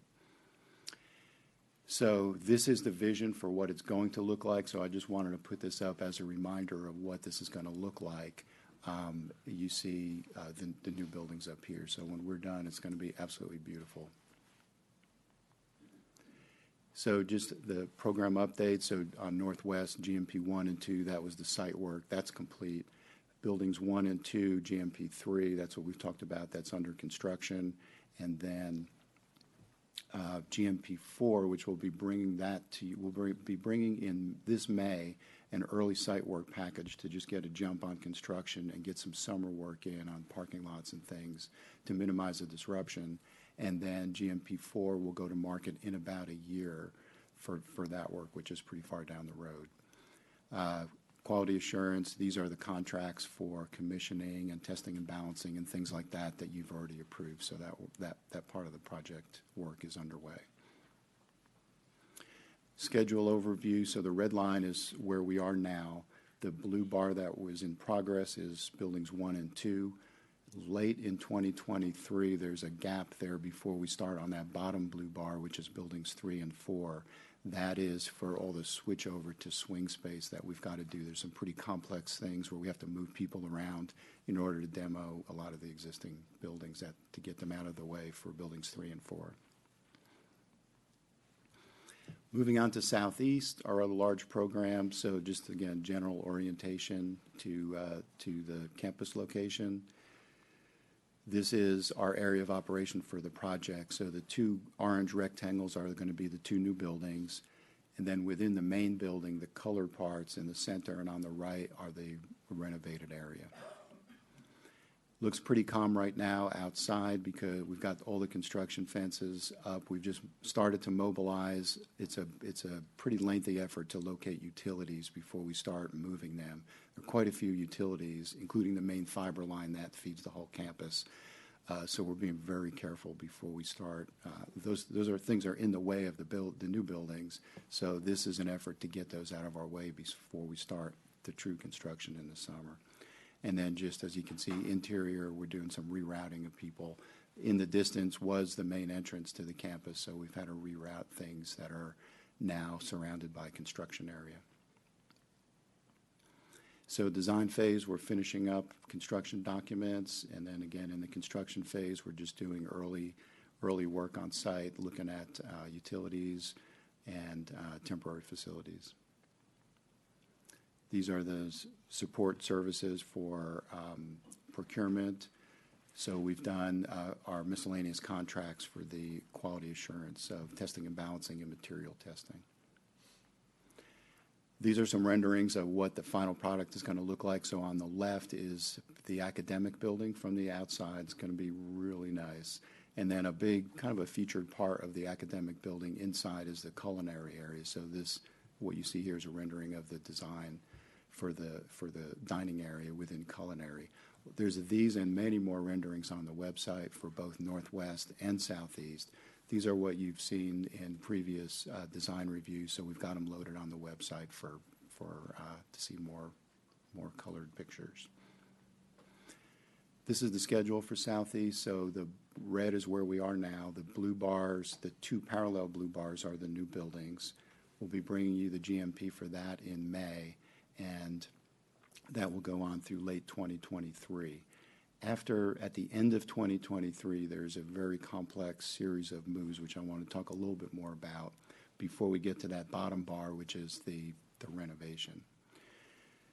So a few more slides here on the renovation work. So what you see here is a floor plan currently of the main building at Southeast. So there's a vertical yellow line, if you can see it, toward the middle. Everything to the right of that is going to be completely gutted on both floors and renovated. So everything on the left are some large volume spaces like the ballroom and the gym and bookstore and things that are not going to be in the renovation. So, and there's some outer buildings like ECTS, the recent science building that was built, and some portables and things like that are also outside the renovation. The big problem we had on here is swing space. Where do you put all these people while we're doing the renovation and before we bring them back. So that was a very large joint effort of the bond team and TCCD on the academic side, real estate and facilities. Everybody worked together with the campus to figure out a way to do this. And so we looked at multiple scenarios. This is what we came up with. So this is just a highlighted area. The yellow on both floors is the area that we're going to be renovating. So it's going to be, what we landed on was a one-phase renovation done from January to December 2024. Swing spaces, which I'll talk about, and then some online learning, which will happen during the renovation, which I'll talk about in a little more detail also. I won't go through all of this, but we kind of game planned how to do this renovation. Do you do it in one phase? We had a couple one-phase options, a couple two-phase options. We even had a six-phase option. We looked at it from which is the cheapest, which is the fastest, which is the least disruptive. So what we settled on was, we call it 1B, which is a one-phase done in 2024. So doing it as a single phase has these advantages of less inconvenience to the occupants, shorter duration, lower cost, and doing it we had an option where we tried to pull this forward to 2023 to save some money by doing it a year sooner. It ended up not being feasible just because of the swing space problem, and it was very disruptive to the campus. So it does give us, by doing it in 2024, you do have the extra cost of extending things a year, but that was already in our budget. And then the advantage of doing it in 2024 is we have the new buildings complete, so we're using that for a lot of the swing space. So the impacts of this on the academic side, so we worked really closely, like I say, with RENF and with the academic folks from the college. So there are 727 sections that need space. So 75% of those were able to accommodate in the new academic building, plus some of the outlying spaces on campus. And so we were able to get 75% of classes on campus. And then the remaining 130 sections will be done remotely. The culinary program, which is a big feature of it, does not get impacted, so it's going to stay in its current place and then move into the new buildings when it's done.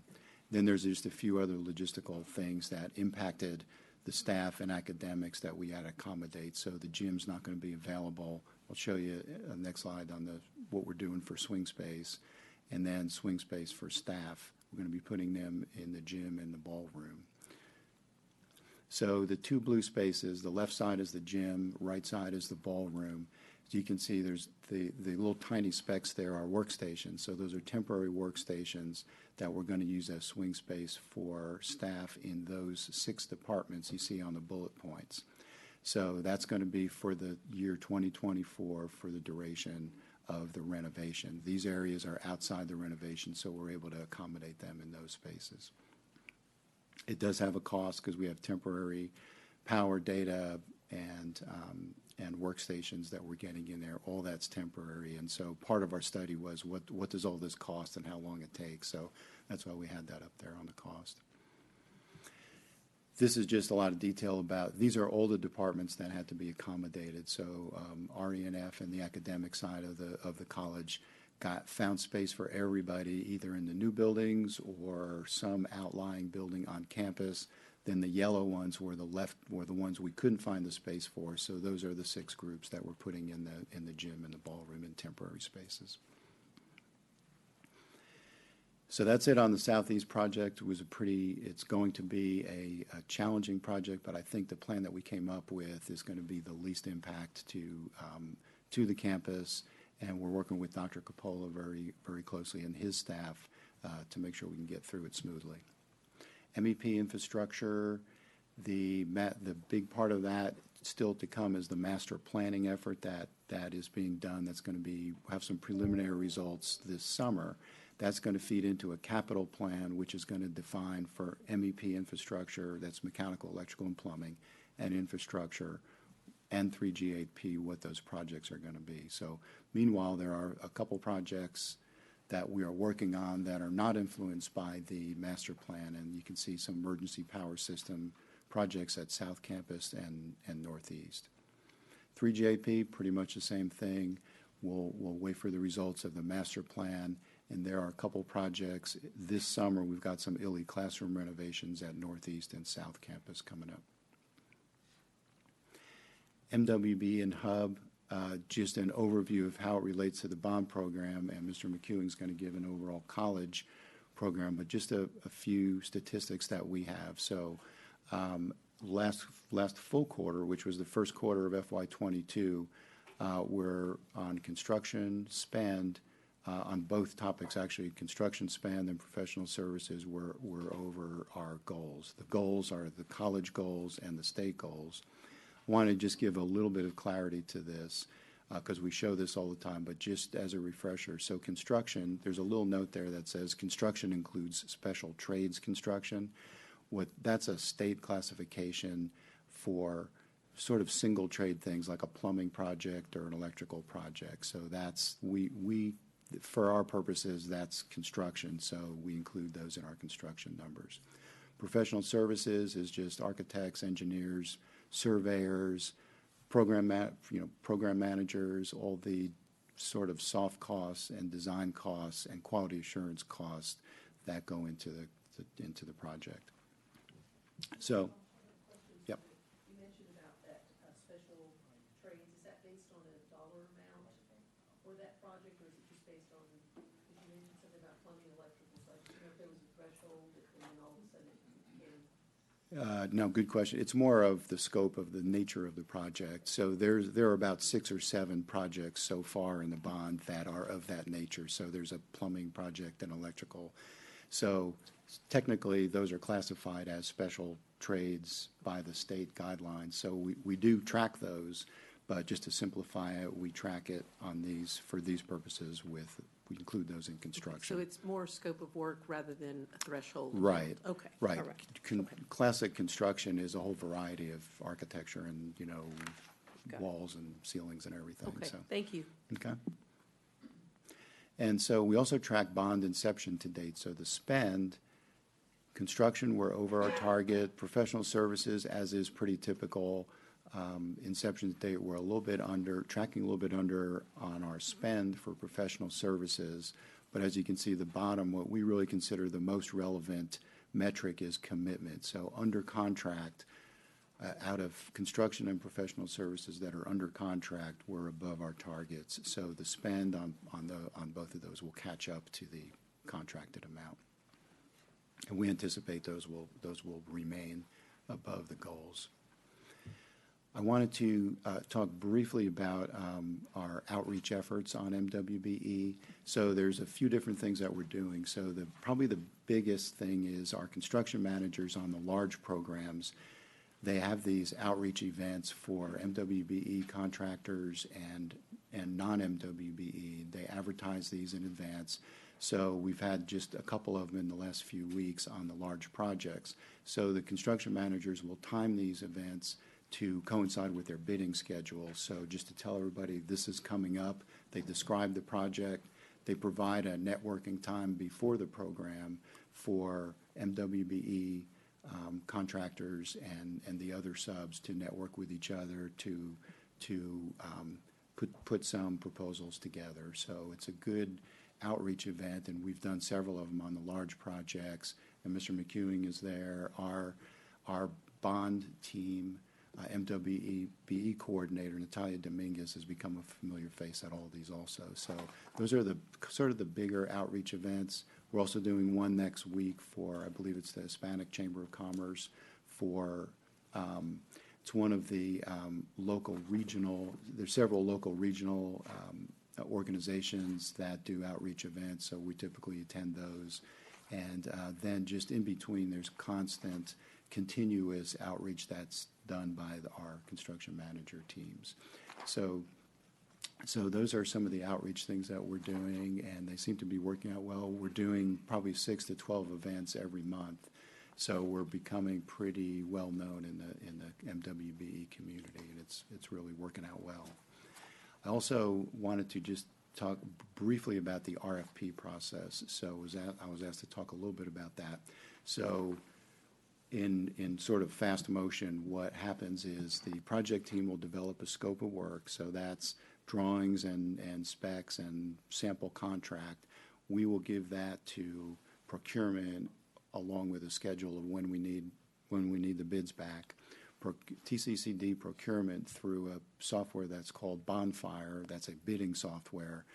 They will put that out on the street, get the bids back. They'll give it to the results to a team of reviewers. That's combination typically of the bond team and TCCD, and Mr. McEwing is part of that review also.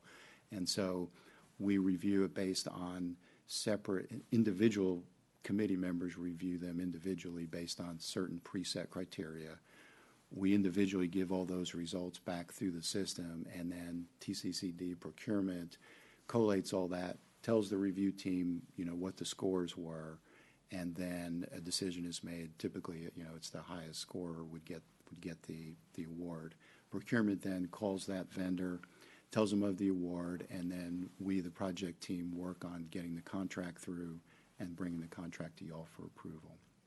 So that's sort of the Cliff Note version of how the RFP process works. Project look ahead, I'll go through these pretty quickly, but just Madam pretty much. President, before we get too much further ahead, I had a question about Southeast Campus. I just wondered, I saw that you're taking over the gym space. Yes, ma'am. So could you discuss how you came to do that rather than use temporary buildings or something? Is that not displacing students and classes? There, as I understand it, there's a small number of classes. There's a couple, I believe, kinesiology, strength and conditioning classes, I think, in those, as far as scheduled classes. There just seemed to be a minor number of classes. We looked at portable buildings, and it turned out to be a disaster, I guess. It's to get portable buildings these days, just to manufacture the building is 6 to 9 months from the time you place the order. So between designing, we did actually have a layout. We had 12 portable buildings. The estimated cost was like $6 to $7 million for 12 buildings. And just by the time you get utilities out there and all the work that goes into those. And the city of Arlington has a requirement that they can only be, if they're metal buildings, they have to be temporary. So they don't even really have a value going forward. So we said, that's a lot of disruption, a lot of cost, and a lot of time. 18 to 21 months is the total time from start to finish to get them in place. So you were able to make provisions for the classes that are displaced? Chancellor? So it's my understanding, and you can correct me if I'm wrong, it was my understanding they still have the equivalent of a fitness center in place. It's just the actual gym where you play basketball and such that is being used for other purposes. That is correct. Did I understand that correctly? That's absolutely correct. So the blue space on the left is the gym proper. South of that is the locker rooms. South of that, the large space is the pool. That's still available. Then there's some weightlifting equipment to the right of the pool, some of those large spaces. I might be able to, I don't want to mess with this too much. But yes, all those white spaces there are still business, basically, business as usual. So yes, there are some strength and conditioning spaces available there. So it won't totally dissipate the instruction in those areas? No. Okay. Thank you. That's a good question. Thank you, Dr. Morrison. It was kind of the least worst. Whoops. Oh, got to the end there. So let's see. Look ahead. I'll go through this real quick, but pretty much what I've talked about. So Northwest construction continues. We'll be coming to you in May requesting approval of an early site work package for Northwest to get a jump on things, and then in about a year for the remaining large GMP for buildings 3 and 4. And then on Southeast, we'll be coming to you for the large GMP in this May also for GMP for the 2 large buildings. And we'll be finishing up construction documents and we're looking at moving consultant and things like that as we start to prepare for the renovation. MEP and infrastructure upcoming. It is just looking for the results of that, the master plan, see what projects come out of that later in the year, and then working on these emergency power projects on the MEP side. And then on the 3G8P side, master planning efforts are continuing, and we're doing that ILI classroom project this summer. So my last slide Madam is... President, I just have another question. That's okay. Historically, intramural sports have been a major engagement for all campuses, and I don't know specifically of Southeast, but I would hope that it has been there. So, Chancellor, do you know how that's been affected or taken care of in this transition? I don't, but I will find out. That's a good question.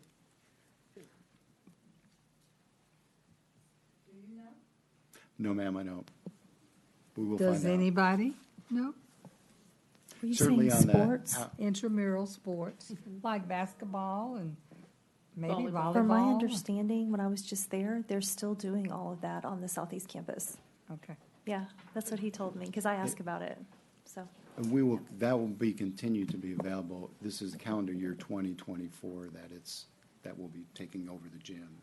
Yeah, and one of the things, you saw how complex the problem was, and I think John started to talk about it. We are recommending the least of really not great options, to be honest with you. I mean, it's going to be difficult, but we worked on accommodating the scheduled classes first and making sure that was done. But I do think that the next step is for us to figure out if there are other ancillary activities and if there are other potential solutions for those. So, for example, if there's basketball activities that we might partner with another partner agency to make sure that that's still ongoing in the area, that kind of thing.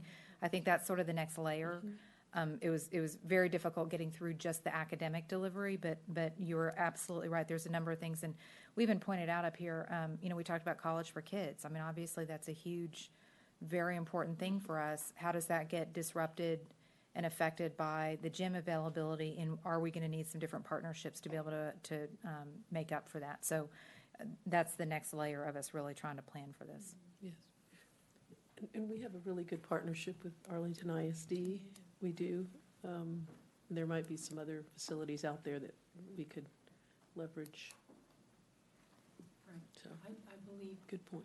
with Northwest that year of major disruption, we partnered with the Y that's not far for the College for Kids as an example, but we will need to address that, and we have a little bit of time in which to do that.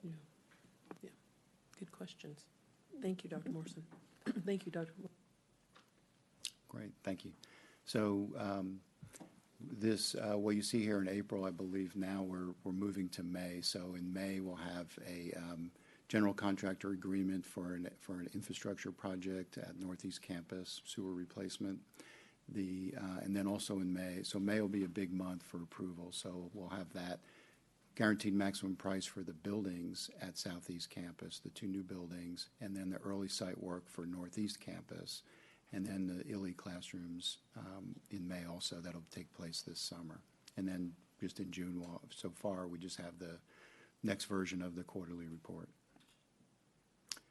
So with that, I'll just say thank you and ask if there's any questions. Any questions or comments? Okay, thank you very much Okay, for your thank you. report.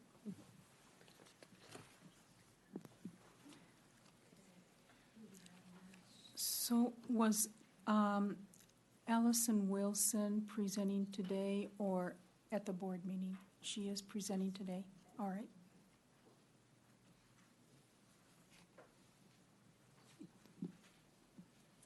Hi there, I'm actually online.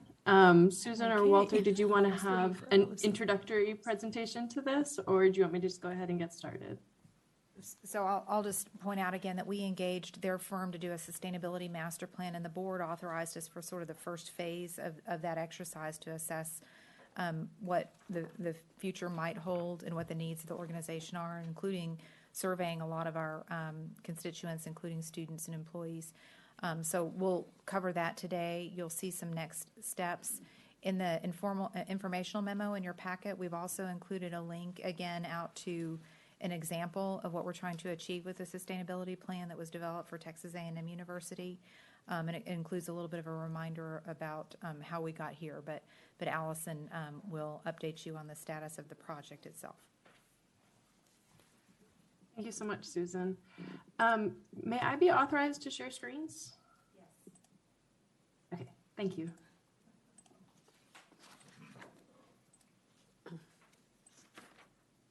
Okay. Did my screen come up for all of you? Not yet.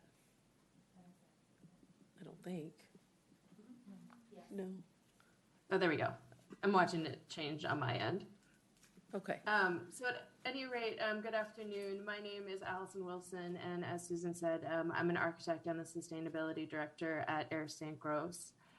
We're hoping to spend our time with you today providing an update on the engagement process for the sustainability plan to date, as well as to talk a little bit about the existing performance data. And we'd also like to highlight notable results from the sustainability survey that went out in November of 2021, and then we'll close highlighting our next steps and where we go from here. As a little bit of review, developing TCC's first sustainability plan is anticipated to take several years, and we've broken this process into 3 phases so that we can more quickly communicate and celebrate TCC's successes and begin advancing a more codified strategy for sustainability strategies more quickly. This phasing also allows us to integrate with other planning initiatives across the college. This first phase, which we're under contract for now, addresses energy, water, and green building principles. And these are the most mature sustainability topics within TCC's existing initiatives. And the parties at TCC that are primarily responsible for advancing this work are already very well connected. The second and third phases are anticipated to follow, and our current work as part of this first phase also includes building some of the relationships necessary to advance the second and third phase. And again, while we've organized this work topically, we also understand that sustainability is integrated, and even within phase 1, our conversations have addressed some of the topic areas within phases 2 and 3 to the extent that they've been interrelated with issues of energy, water, and green building principles. So thinking about this particular phase, phase 1 specifically, we're about halfway through the process, and we hope to publish this phase's deliverable in the fall of 2022. Focus groups have been one of our primary engagement strategies to date, and we've gathered a cross-section of faculty, staff, and students with expertise and interest on sustainability issues at TCC to establish common understanding, discuss the importance of energy, water, and green building principles, and to project some possible goals. We've also unpacked the sustainability survey results with this group in their entirety, and we'll be sharing a summary of the survey results with you later in this presentation. When we're thinking about existing performance in energy, water, and green building principles, it's important we have a shared understanding of really what falls into each of those buckets. Within energy and water, we're primarily talking about resource consumption and their associated economic and environmental impact. Within green building principles, we're primarily talking about design practices and performance attributes. So we've shared iterations of this slide with the board previously, and these graphs are now updated through fiscal year 2021, and everything on these is great, exciting, fabulous news. A 46% decrease in energy use intensity and a 44% decrease in potable water consumption over the last decade are simply fantastic successes to celebrate and build on. Any institution I've engaged would be ecstatic to see these kinds of numbers. And when we really shared this information with our focus group participants, few of them were aware of these efficiencies that had been realized over the last decade. So there's an opportunity to increase TCC's storytelling around resource efficiencies to really recognize these existing achievements and use them as a springboard to advance new initiatives. Before I talk a little bit more about green building principles, I wanted to set the stage a little bit to say that there are many ways of codifying design and construction strategies. Codes are mandatory requirements. They're identified by jurisdiction that govern life safety and performance characteristics. Standards are kind of a step beyond that, and they're usually expectations developed by practitioners to define similar achievements across buildings. Standards tend to be incorporated into codes either explicitly or by reference, And rating systems are sort of apart from that. So rating systems such as LEED, WELL, and Green Globes are voluntary requirements that often exceed code requirements, and building owners can elect to meet those requirements to demonstrate their leadership in one way or another. TCC has its own existing design and construction standards, which really combine elements of all three of those kinds of frameworks: code requirements, standards, and references to rating systems. Many of TCC's existing design and construction standards reference equivalencies to LEED 2009 standards, and that's very useful in kind of setting a benchmark for performance.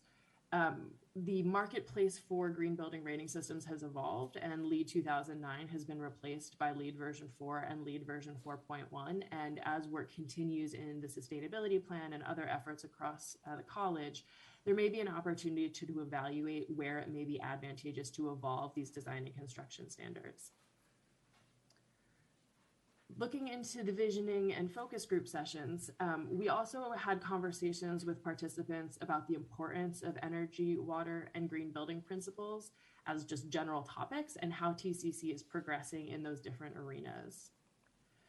So the top row of graphs on this slide illustrates focus group responses to the question of how important or unimportant energy conservation, water conservation, and green buildings are. And the bottom row of graphs illustrates focus group responses to the question of how well or poorly TCC is doing in conserving energy, conserving water, or developing green buildings.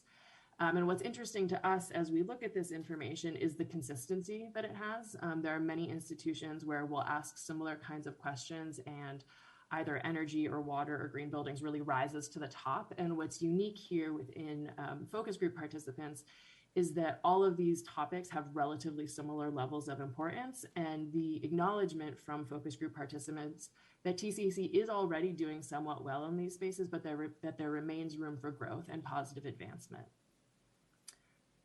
Beyond those questions, our discussions with focus groups also highlighted a number of common themes in discussion. Data transparency was of particular importance, and really recognizing that publishing some of this data in more public forums would help to increase engagement more broadly across the college community. Our discussions also spoke to leadership, and both internal and external, and highlighted these as important themes to advance through our sustainability planning and through our continued dialogues. Our second round of focus groups really focused on goals, metrics, and actions, and the scales at which that work should be done. We anticipate that within the topics of energy, water, and green building principles, that we'll be establishing goals for TCC as a whole, but that because each campus has unique assets, there might be a valuable reason to establish metrics and actions both for TCC as a whole, as well as on a campus-by-campus basis. And really this exploration of metrics and actions is the work of the next few months after we've had this conversation with you all today. Within energy, we've begun to brainstorm goals based on the data for which TCC already has robust tracking. The metrics and actions within these, like I said, will be further developed in the next few months. Within water, our discussions have highlighted that there are three very clear end uses for water across TCC. Irrigation, cooling towers, which are for air conditioning, and indoor potable water use.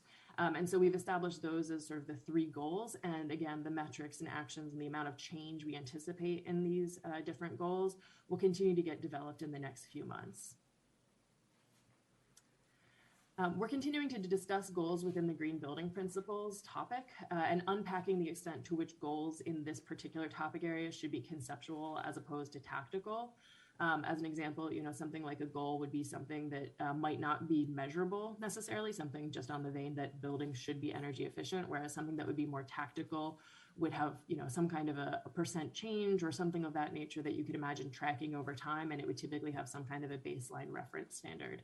But again, in the context of these metrics and actions, we anticipate that they'll have greater development over the next few months. That's really the focus of our coming work. So I recognize that's a lot of information to share very quickly. So I wanted to sort of summarize, and then I'll open it up for questions on this part before I move forward.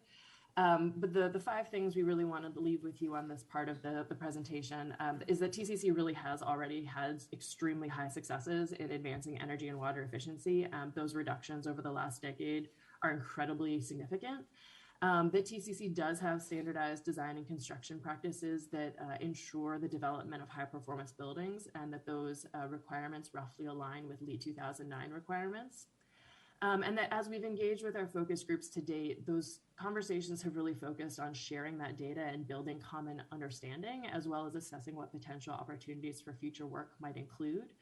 And also acknowledging that, those successes over the last decade really haven't been well communicated or broadly discussed within the campus community, or indeed beyond the TCC community. And we are continuing to advance that. And as I mentioned, our work in this space sort of with campus experts will continue to flesh out those metrics and actions in the months to come. So before I move on to the survey, are there any comments or questions there? Anyone have any questions or comments? You did bring up a very interesting point where you said that as you were showing this information, we've done so well from an energy and water consumption perspective, and yet when you actually surveyed folks, they said that we were doing, somewhat of a good job. So I'm glad you highlighted that, because that is something that it's part of telling our story and what we're doing to be a sustainable college. Because I think we're all looking at this as, what kind of legacy we want to be? Do we want to be a leader, or do we just want to be reactive? And I think this board has said that that's a goal, that we want to be more of a leader. So go ahead. Yeah, can I add one thing to that? Sure. So first of all, I want to recognize, we've got Walt here today, and this demonstrates what a rock star he's been over time in terms of quietly making these improvements, and we've got room to be communicating that more effectively. The other thing that I think is really exciting is, as Allison mentioned, we're able to look at this by campus, and how cool is it going to be when we see what happens at Northwest with some of those really old and inefficient buildings with bricks falling off of them and that kind of thing get redone. I think we're going to see some really extraordinary results from that, as well as the advanced planning that we're doing from a design perspective about making sure we're taking advantage of how technology is advanced during that time. So huge opportunity, but I did want to recognize here that that we actually have someone who's quietly in the background been doing a lot of that work with his team for a long time. So thank you for that. We appreciate the efforts. And I'm sure that that kind of talks to Dr. Morrison's point about people working together and collaborating and offering feedback on how we can do things a little better. So thank you for that. And congratulations to your team. Okay, any other questions or comments? All right, Ms. Wilson, do you want to continue? Certainly. So switching gears a little bit, we also wanted to use some of our time today to highlight some of the high-level results from the sustainability survey that was offered in November of 2021. We're very excited to report that over 2,700 participants responded to this survey, and the survey tool itself had a 71% completion rate. This was TCC's first ever sustainability survey, and as you can imagine, we had a lot of questions. So this survey instrument ended up being relatively long and relatively complex. So getting this kind of a turnout and this kind of completion is extraordinary. We're very excited to have these results. We also feel very confident that these are representative. When we look at TCC's population by primary classification, that's the graph on the left. This is TCC's overall population, and then the graph on the right shows our survey respondents, and you can see we have a relatively similar distribution between students, faculty, and staff in our population as opposed to TCC's overall population. And the same thing when sorting by primary campus. The graph on the left is TCC's overall population data, and the graph on the right are our survey respondents. And you can see that those slices of the pie are relatively similar, and we don't have kind of extraordinarily off-kilter representation by any one campus. We asked the participants what their level of interest in sustainability is, and 90% of respondents are at least moderately interested in sustainability, which is an enormous amount of consensus to achieve on really any survey question. We also learned that 80% of respondents are at least somewhat worried about climate change, and that 80% of respondents think climate change is harming Texans right now, today, or will within the next generation. 94% of respondents also rated sustainabilities in the top half of considerations that TCC should be incorporating into its planning and initiatives. And taken together, these 4 data points really tell us that sustainability is important to TCC's community, that climate change is a concern to address right now, and that respondents think it's important for TCC to be incorporating sustainability into its planning initiatives, so that this is really, for us together right now. When we asked participants the extent to which they agreed or disagreed with the statement that TCC values sustainability, we got somewhat less consensus. 57% of respondents at least somewhat believe that TCC values sustainability, 32% are neutral, and 11% of respondents at least somewhat disagree that TCC values sustainability. So there's an opportunity there, likely with this storytelling component, to really help communicate the value system. We also asked about awareness and the extent to which respondents agreed or disagreed about their awareness of TCC's efforts to reduce environmental impact. And so 40% of respondents indicated they were at least somewhat aware of TCC's efforts, 29% indicated they were neutral, and 31% indicated they were at least somewhat unaware of TCC's efforts in this space. And what's interesting to us is actually that 40% feels a little high.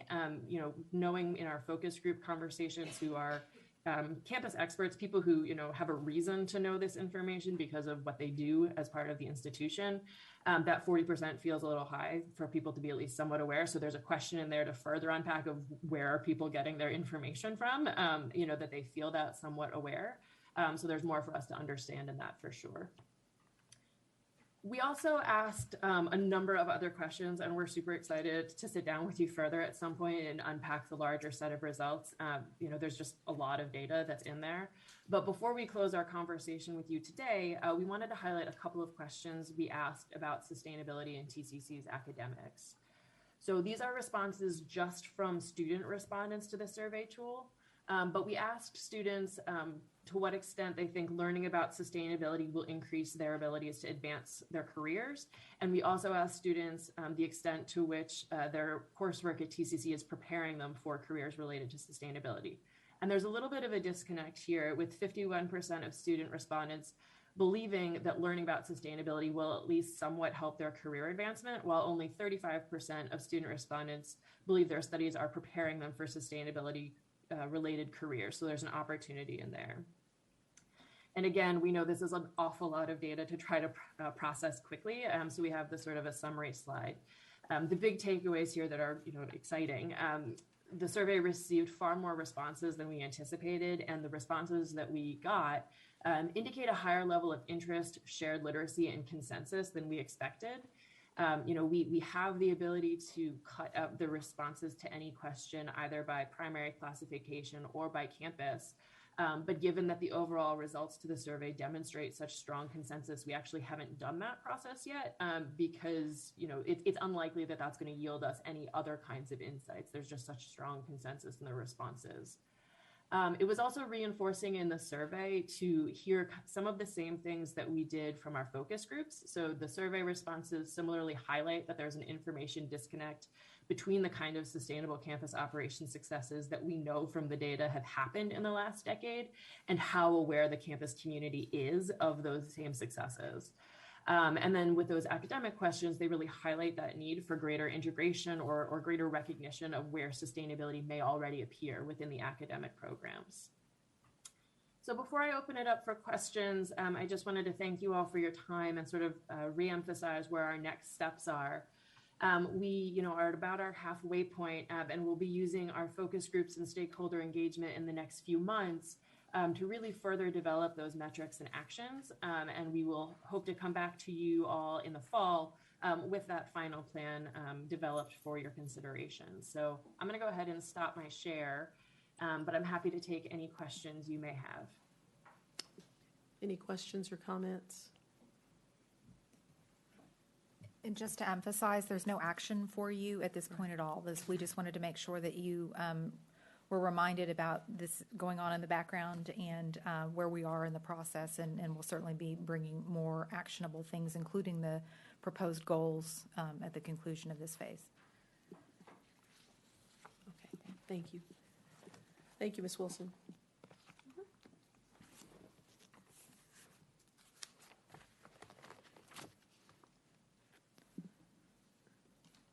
So are we going on to 6E?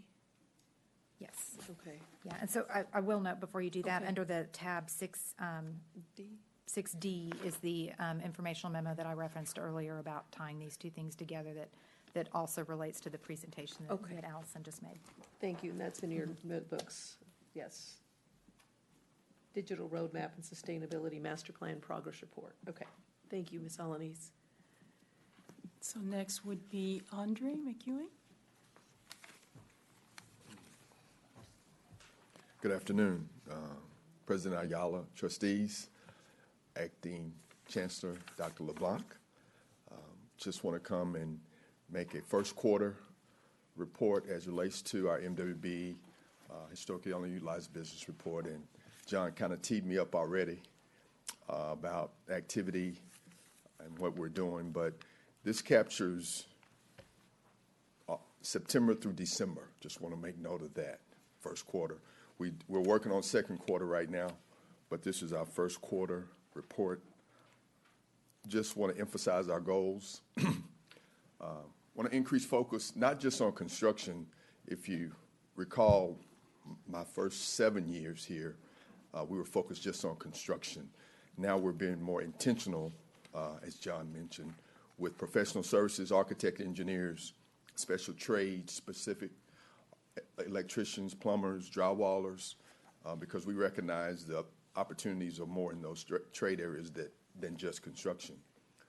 Also, IDIQ, you just approved the IDIQ pool, and in that pool, we were about 30% represented by certified women-owned, minority-owned businesses. So we will be utilizing the IDIQ pool as needed.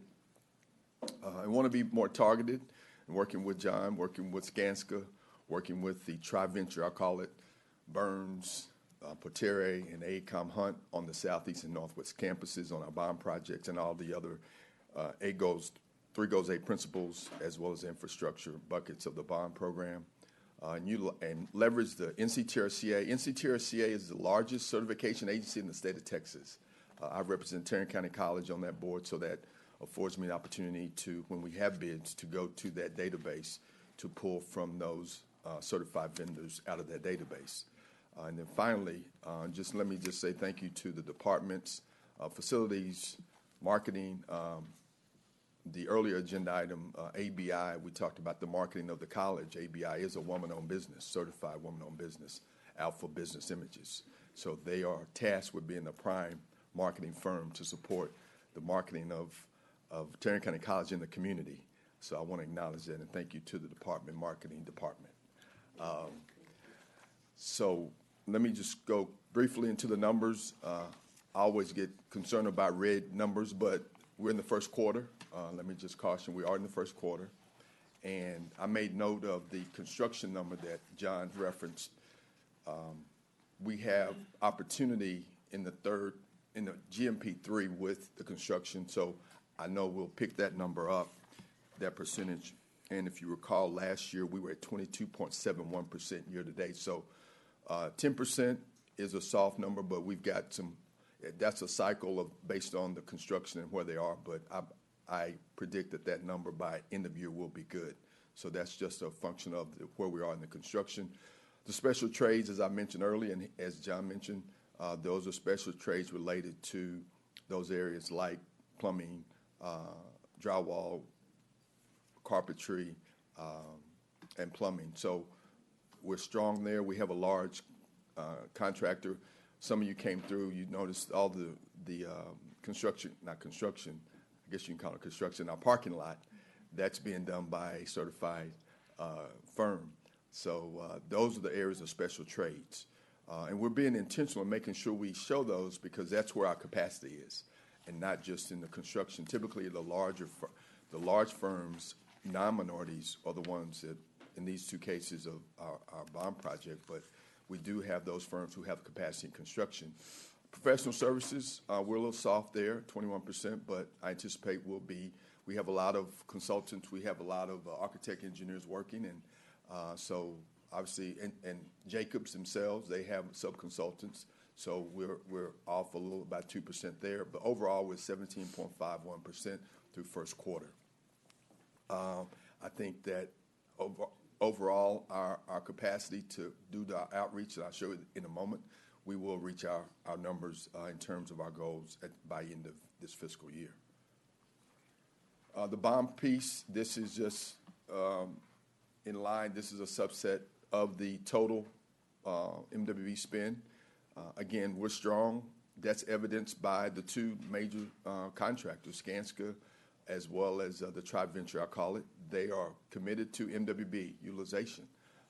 And out of my being here 10 years now, that's just a weight off to not have to fight with, to know that you have a partner that's willing and committed to utilization of minority women-owned businesses.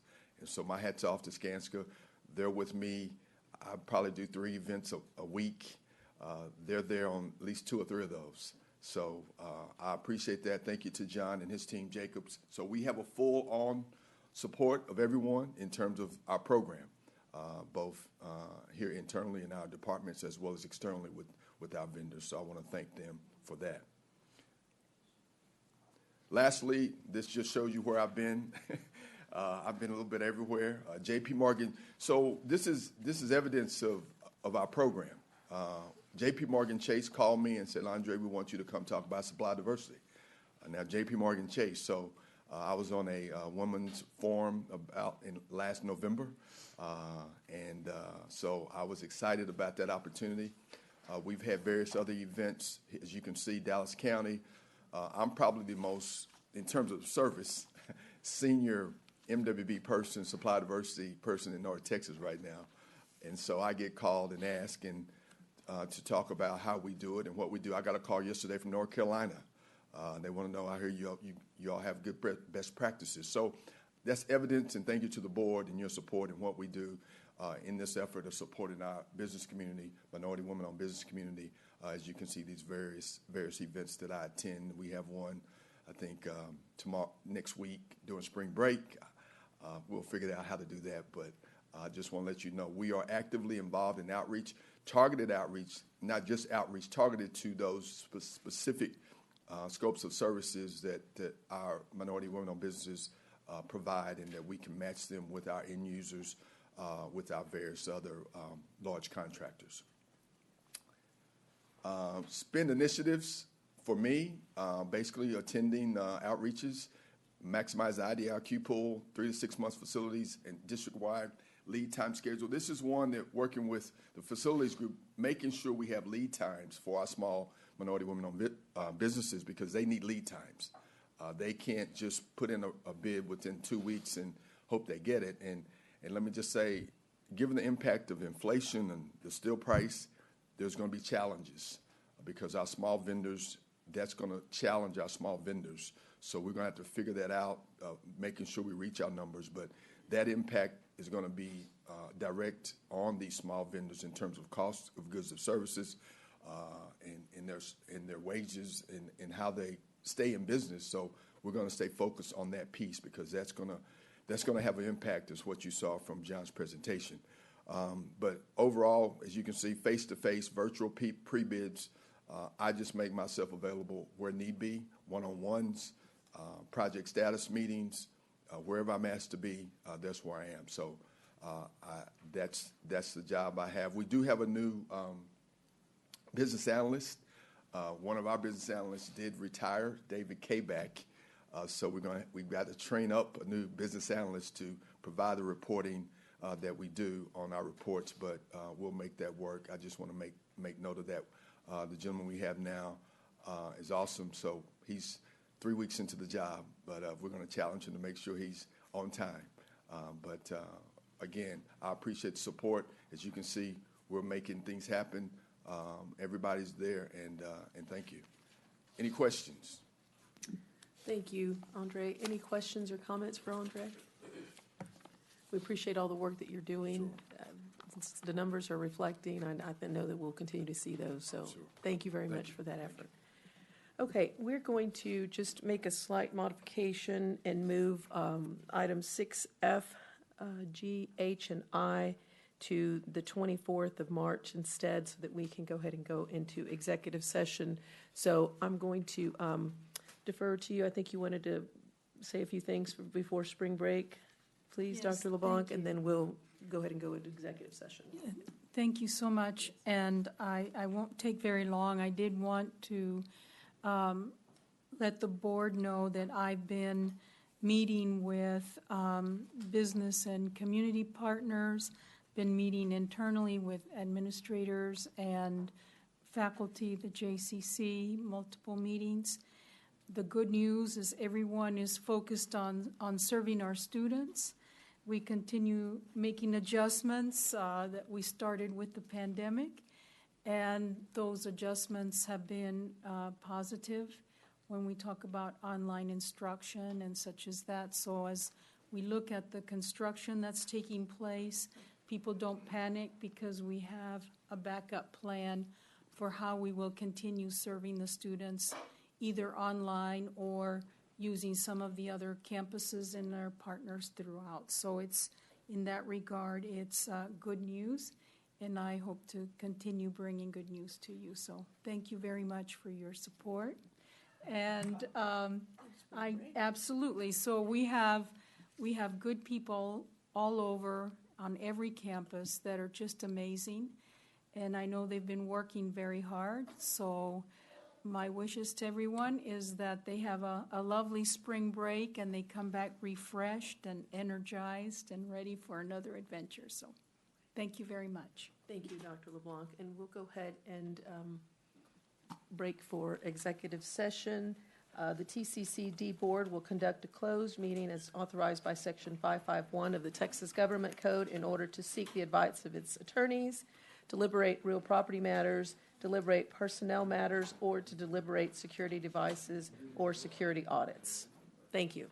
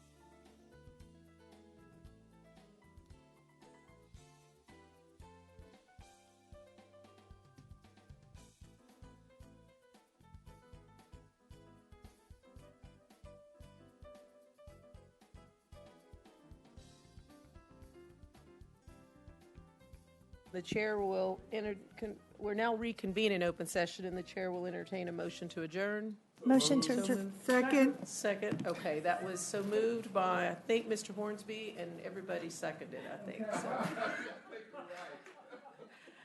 Thank you so much, and everyone have a wonderful spring break, and we'll see you back here shortly. Thank you.